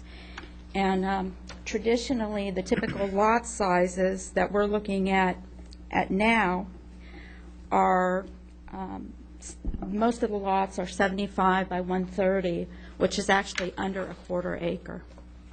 And again, the septic tank rule, even with water, is a quarter acre, and these lots are about .22. Currently, most people are building 3 bedrooms, sometimes advertising them as 4 bedrooms with a den conversion, maxing out their floor plan and their footprint, trying to put as many auxiliary structures as possible on the property, large porches, pools, large garages, leaving very little room for on-site sewage disposal systems. Today, we have trouble even fitting 3-bedroom lot sizes on these small lots. Additionally, there's other problems with just the installation of water. There's not just setbacks from wells to be concerned with. One of our biggest concerns is, of course, groundwater contamination and surface water contamination. With on-site sewage disposal systems, most of them are in the front, but some of the older homes, they have rear systems with drainage features going in the back. Our signs that we see around the county that I believe stormwater is putting out, generally speaking, most stormwater eventually ends up in the Indian River Lagoon. And many of the new drainage features installed out there are going within the setbacks of the existing on-site sewage disposal systems, and we currently have difficulties trying to maintain some of those setbacks in some situations. I wanted to talk in general about new systems. From the day that they go in the ground, they begin failing. They don't have an infinite lifespan. Typically in Florida, a system will last 15 to 18 years. Most people think once a system's in the ground, they don't pay much attention to it, out of sight, out of mind. We started a new system 2 years ago in the health department where we actually send to the residents several months after a system is completed a kind of a maintenance guide, a reminder, letting them know where their system is and what they have to do to maintain it, which includes pumping it out on a periodic basis every 3 years or so. But the clock is ticking, and some of the symptoms of failure include the backing up of septic into the house, odors from the outside or inside, slow flushing toilets, surface water flow of wastewater, typically leaching out to swells and drainage features, and excess liquid or effluent on the top of the drain field. Now you might say, well, people repair systems when they need to be repaired, and that's usually not the case. We have very few repairs actually in the Vero Lake Estates area, around 118 over the last couple of years. And that's not very much considering the amount of systems we have in the ground and the length of the time some of them have been out there. But with system repairs, if it's not backing up into their house or their neighbor isn't reporting them as a complaint with effluent on the ground, we don't hear about it. This is kind of a good representation. This is not Vero Lake Estates. This is an older home in Sebastian with a mound out front. Because it's an older home, and as areas become more developed on septic, as the area, there's more surface area taken up by the structure itself, by impermeable surfaces such as driveways and roads. We tend to see the water table rising. Also, septic tank codes have changed since 1982, requiring an increased separation between the bottom of the drain field and the wet season water table. This means that we tend to see the elevation of the drain field requirements going up and up. This is an older home that when they went to get a repair, they could no longer meet the groundwater separation, so the system was elevated. And some of these figures I gave you aren't correct. I had some septic tank contractors actually call and tell me that the costs have gone up due to construction materials and lack of quality fill for drain field fill material. Right now, Indian River County has a lot of pre-washed dredge material that is very poor soil for drain fields, and I understand that the cost of fill has been doubling.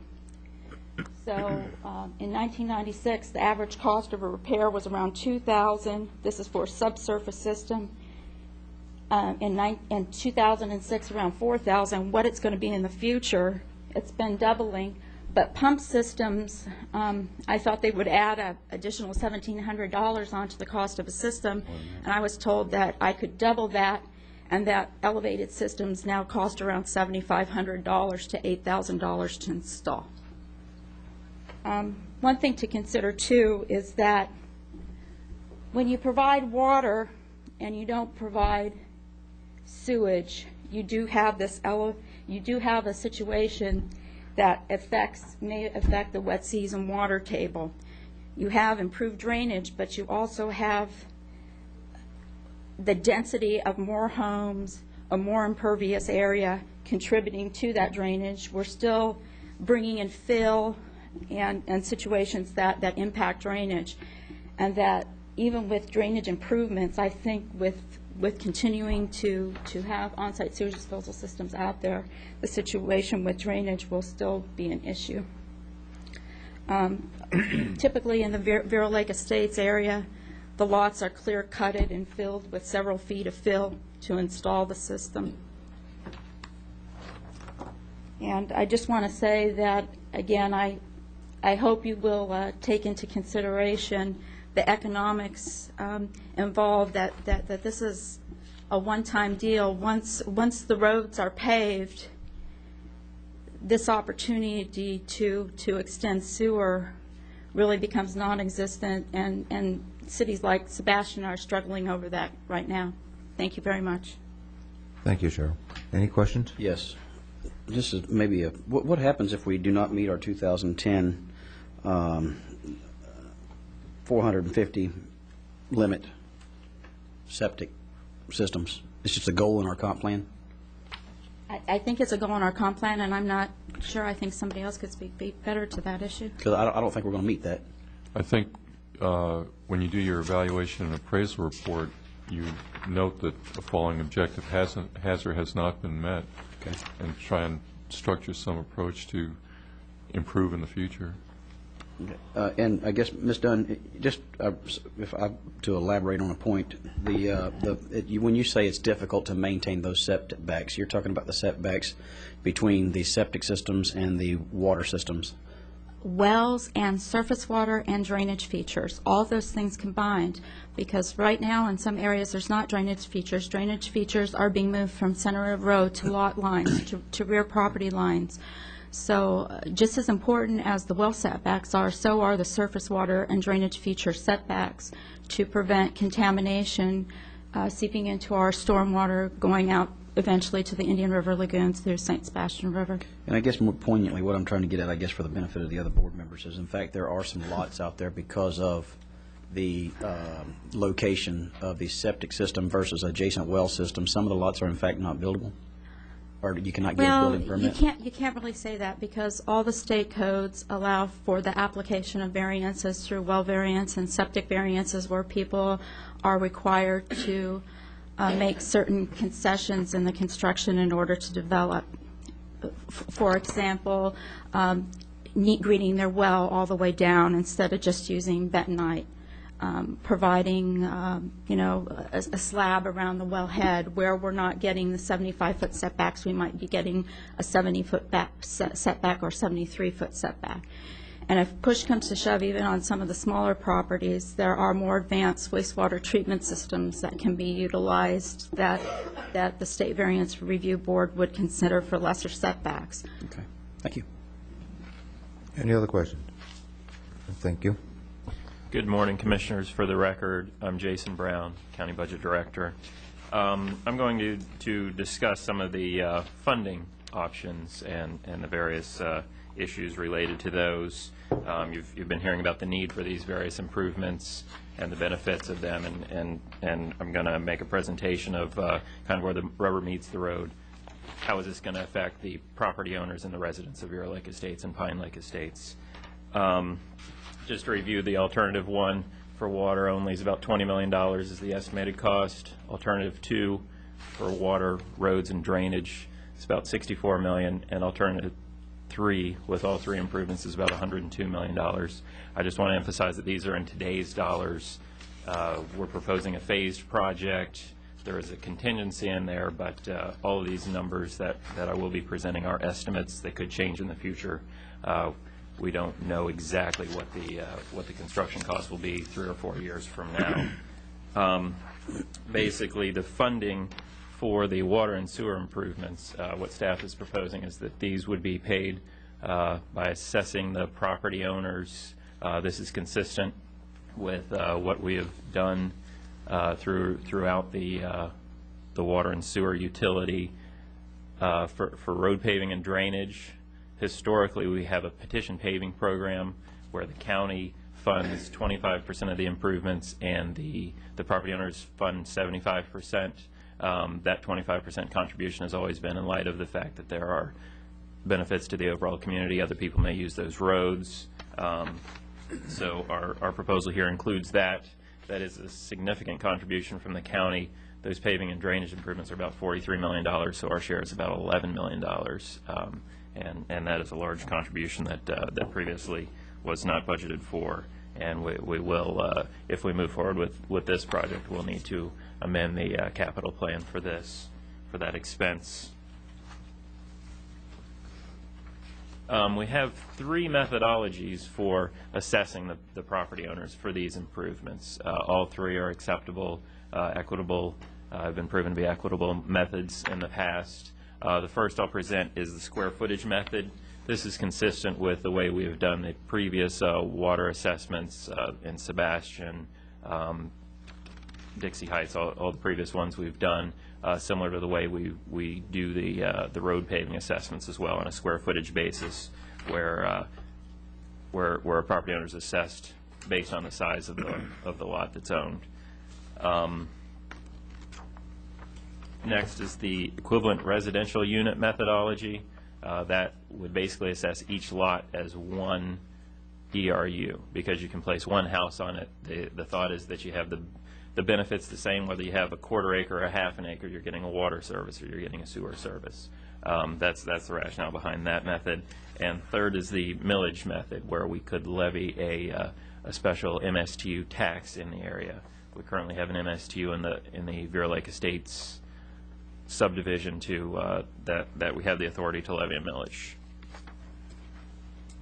In the square footage method, I have a table here, and it looks at 3 different scenarios, 3 hypothetical lot sizes. First, on the left, is the 75 by 130 foot lot. This seems to be the majority, the most common lot size in there. There are some smaller than that. There's also the 100 by 130 foot lots, and on the far right, 157 foot by 300 foot lots. Those are the lots that are slightly over an acre. I think they're about 1.08 acres. And we wanted to look at the impact of each of these different parcel sizes if we use the square footage method.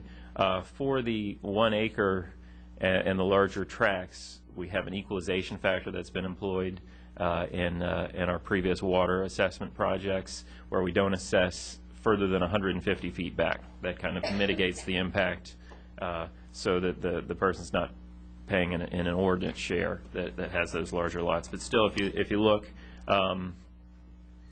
at alternative 1, there is the water-only option. For the smaller lot, it's about $2,800. For the mid-size lot, it's $3,800, and for the acre lot, it's about $7,000. And that ratio stays intact for alternatives 2 and 3 as well. If you look towards the bottom of the chart, you'll see what the annual assessment is, because we propose a financing mechanism so that the property owners don't have to pay these improvements all at once, in light of the fact that could be a hardship.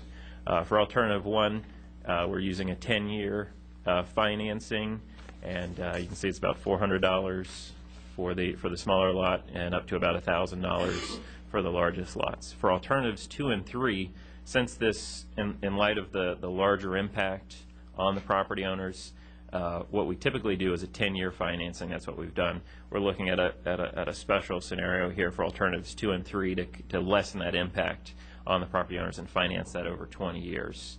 So you see the payments range for alternative 2, $720 to about $1,700 for the larger lots. Can I ask a question? Sure. What's the lifespan of the sewer or the lifespan of the different projects? We're financing this 20 years.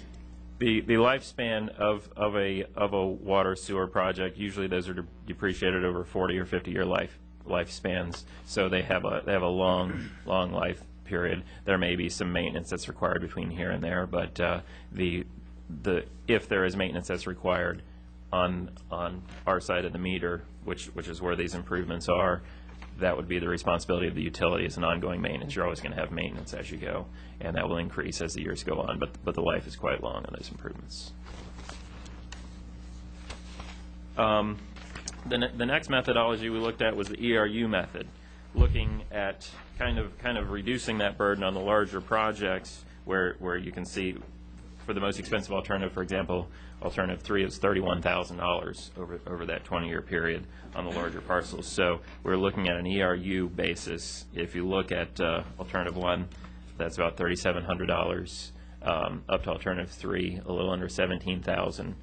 Same financing mechanism here for alternative 1. That'd be $475 a month, up to about $1,600 a month for alternative 3. A year or a month? That's per year. That's per year. Yes, that's per year. That would be quite a bit per month. Scared me too, Jason. Right. Under this scenario, we looked at. So there are some special challenges with this methodology too. You have some people who may have one home on 2 or 3 lots. So the question comes in: how do you determine what's an ERU? And we've been looking at that.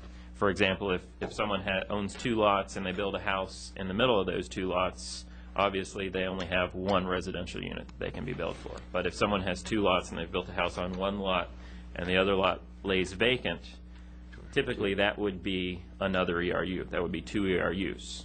However, there are a lot of people in that situation, and what we can do is we can allow for an agreement where the owner says, I'm not going to develop that lot. They have the choice to say, I'm going to pay 2 ERUs, I may sell that lot down the road, I may give it to my son, daughter-in-law, or something like that. But they can also have the alternative to, if they own those under unity of title, say that they're not going to develop that lot, and now they're looking at 1 ERU rather than 2. If, for example, 5 years down the road, they come back and say, well, I've changed my mind, I'm going to sell that lot, or I'm going to build another house on there, they would have to pay back those assessments that they would have had to pay on the ERU, is the way we set that up. So they would defer it until they decided that they, in fact, did want to build on it.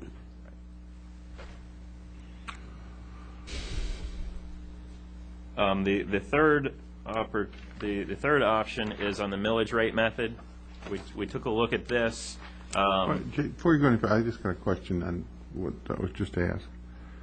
It seems like that would kind of, if that happened, if you had a lot of people doing that with the lots, 5 years later deciding they want to build, and the project's already been done, everybody's been charged, but if they're paying into it, it's going to change the bottom line, isn't it?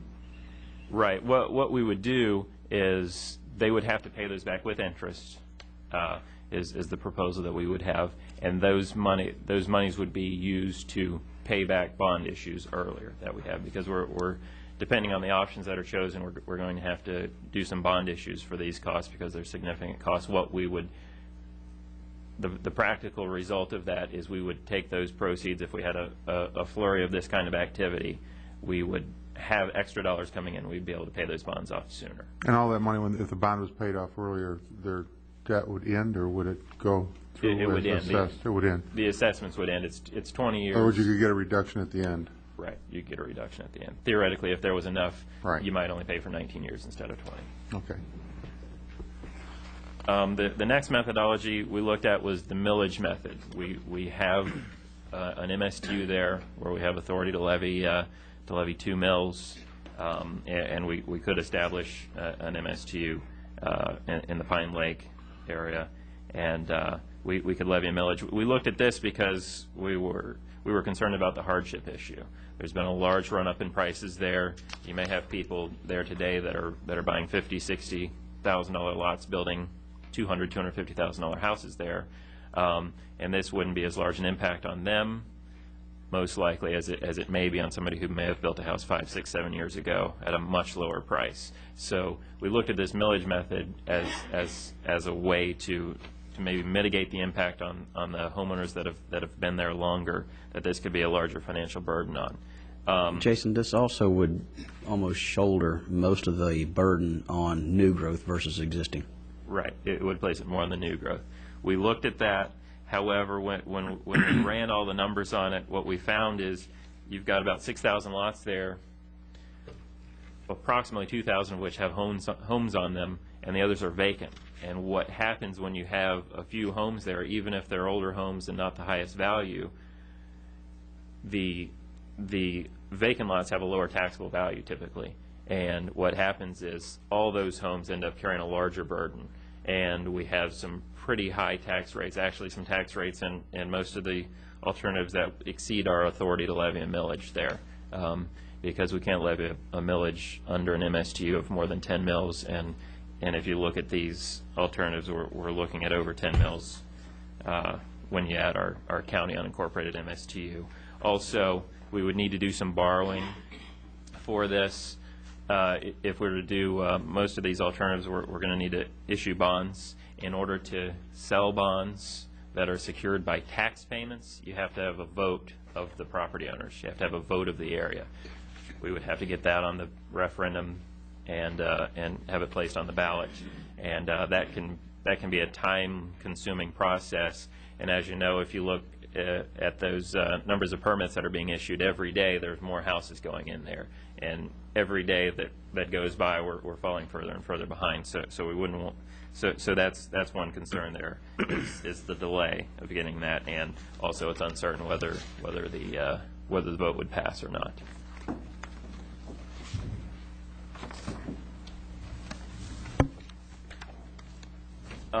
Finally, all of these numbers do not include the connection fees.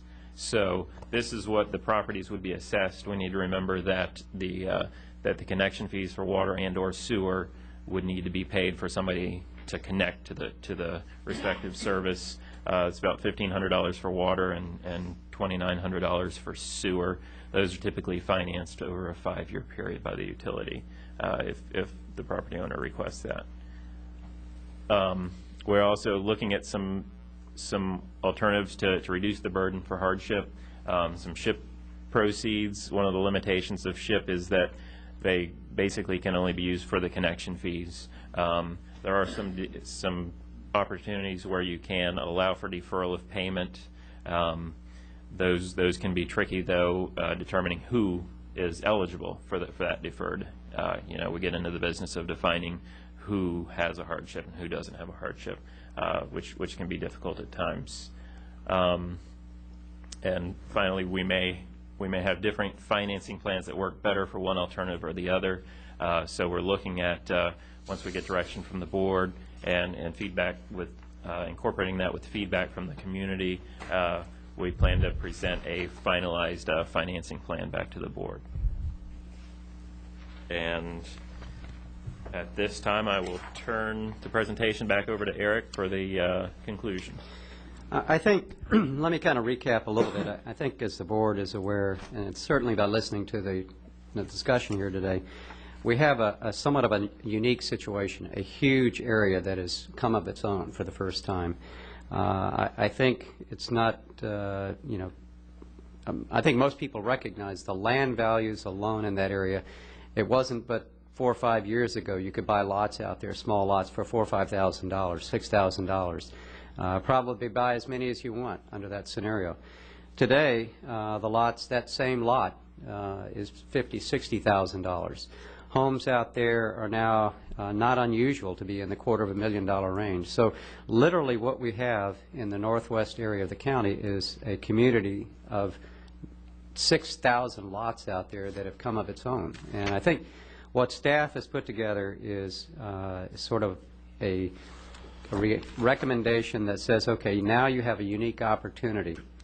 The water system, I think the Commission is quite aware of the benefits associated with the water system in a community. I think it goes without saying that any community that wants to grow and build, the water system becomes an integral part of the process on this thing.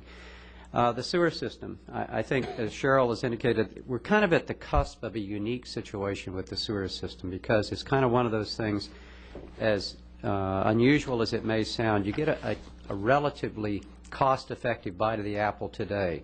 You miss that opportunity 10 years from now, and unfortunately the situation, as is seen in Sebastian, where the roads are built out, retrofitting sewer systems tomorrow are a very difficult situation.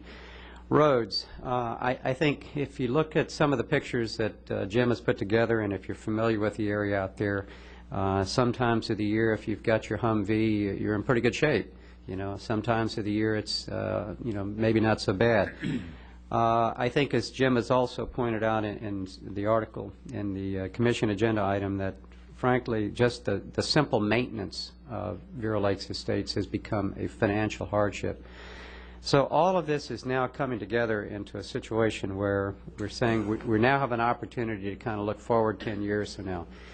It's one of those things that, you know, it's a difficult process. It's not a cheap process. There's no doubt about it. We've tried to look out of the box in this thing to try to establish some opportunities to keep the price flexible within the situation out there for the individuals. What we would recommend, what staff is recommending, is the following.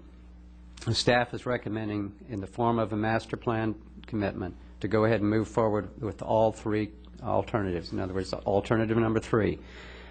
In the process of this, we would also recommend the next step is that what staff is looking to do, based on today's commission meeting, we would like to then meet with the homeowners out there, a generalized meeting with the Vero Lakes Estates Homeowners Association and the people within the community out there, and get some feedback. On the basis of that feedback, we would then come back to the commission and give you some feedback. Even though the commission today may give us a recommendation, it might be recommendation alternative number 3. We may come back with a totally different message from the community. And I would fully expect that the commission would then adjust accordingly. Alternatively, the commission may hear that the community is willing to move forward with the whole thing, look forward on this process. So, in conclusion, staff is recommending again that we go ahead and select the master plan approach, basically looking at it in terms of alternative number 3, recognizing that there is a myriad of financing options. The commission could today give us some guidance. Certainly no decision, specific decision. I want to emphasize that today is not D-Day, so to speak. We're not going to hit the beaches, but we would like some direction. Staff would like to be able to speak to the community out there. If the commission has a recommendation that would help us on the funding option that we would like to be able to speak to the community about, that would help also. So I think in conclusion, we're ready to move forward with option 3. We would like some direction and recommendation. On the basis of that, we'll speak to the community, then we'll come back to the commission. I'll move Thank you, Eric. alternative 3. Second. Move second. I have a. Did you have a question? No, I was just going to say that I also think staff to be commended on the foresight in looking at this and tackling this huge problem. It's been a huge problem for years with drainage and roads and other things. I think this is a lot of foresight, and in my opinion, to be commended. I know we're kind of early in the game here, and you said there were a myriad of funding options. I'd like to ask the county administrator, you probably had some hand in this. Where do you expect the money? I would hope grants will be a large part of it. Yes, we're going to attempt to get any grant we can. We may ask the state legislatures to give us see if they can't give us an allocation because of the size of this project. Also, stormwater money. We're going to look for stormwater money. We're going to look every way we can to offset the cost of this at the state. Also, we want to keep our financing options open at this time so as we can be flexible in case an opportunity comes along, because this is a very large undertaking at a little over $100 million. $100 million, yeah. And we want to be careful, and there's going to have to be an education process with the Vero Lake Estates residents, because this is going to affect them, and it's a moderate neighborhood, and so we want to make sure we get out there. But it is something that's desperately needed. We cannot continue to grade the roads out there. And with dirt roads, you get all kinds of stormwater and drainage runoff problems, and it's only going to get worse. Not to mention septic. And what, speaking about Bear Lake Estates brings to mind the Fellsmere expansion to the west side of I-95. Where are they getting their utilities? Well, we have met with Fellsmere because we were going ahead on this project, and we didn't want to put a line in and then have to redesign it to accommodate Fellsmere.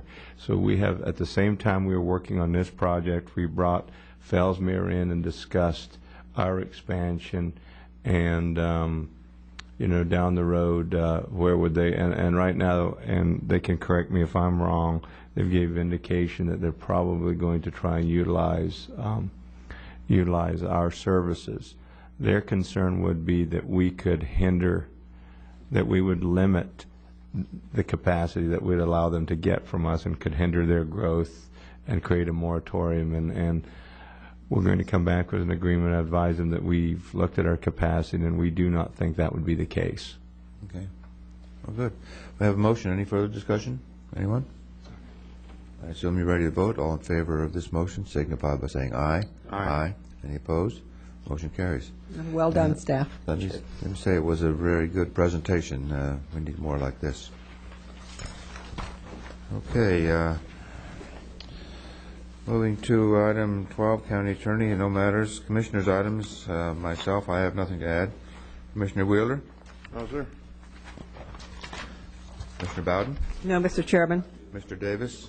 I'd just like to wish my wife a happy Valentine's Day. Thank you, sir. How about the rest of us? On public time? On public time and TV. Yes, ma'am. And Commissioner Lowther? No. Item 14, Special Districts and Boards, Emergency Services District, none. Solid Waste Disposal District, approval of minutes, regular meeting of December 6, 2005. Move approval. Second. Been moved and seconded. All in favor say aye. Aye. Any opposed? Motion carries. Item B, regular meeting of December 13, 2005. Move approval. Second. Been moved and seconded. All in favor say aye. Aye. Any opposed? Motion carries. B2, Annual Engineering Services and Environmental Compliance Assistance. Move approval. Second. Moved and seconded. All in favor say aye. Aye. Any opposed? Motion carries. And B3, Indian River Correctional Institution's request for solid waste assessment adjustment. Move approval. I'll second. Moved and seconded. All in favor say aye. Aye. Any opposed? Motion carries. Is there any further business? We are adjourned.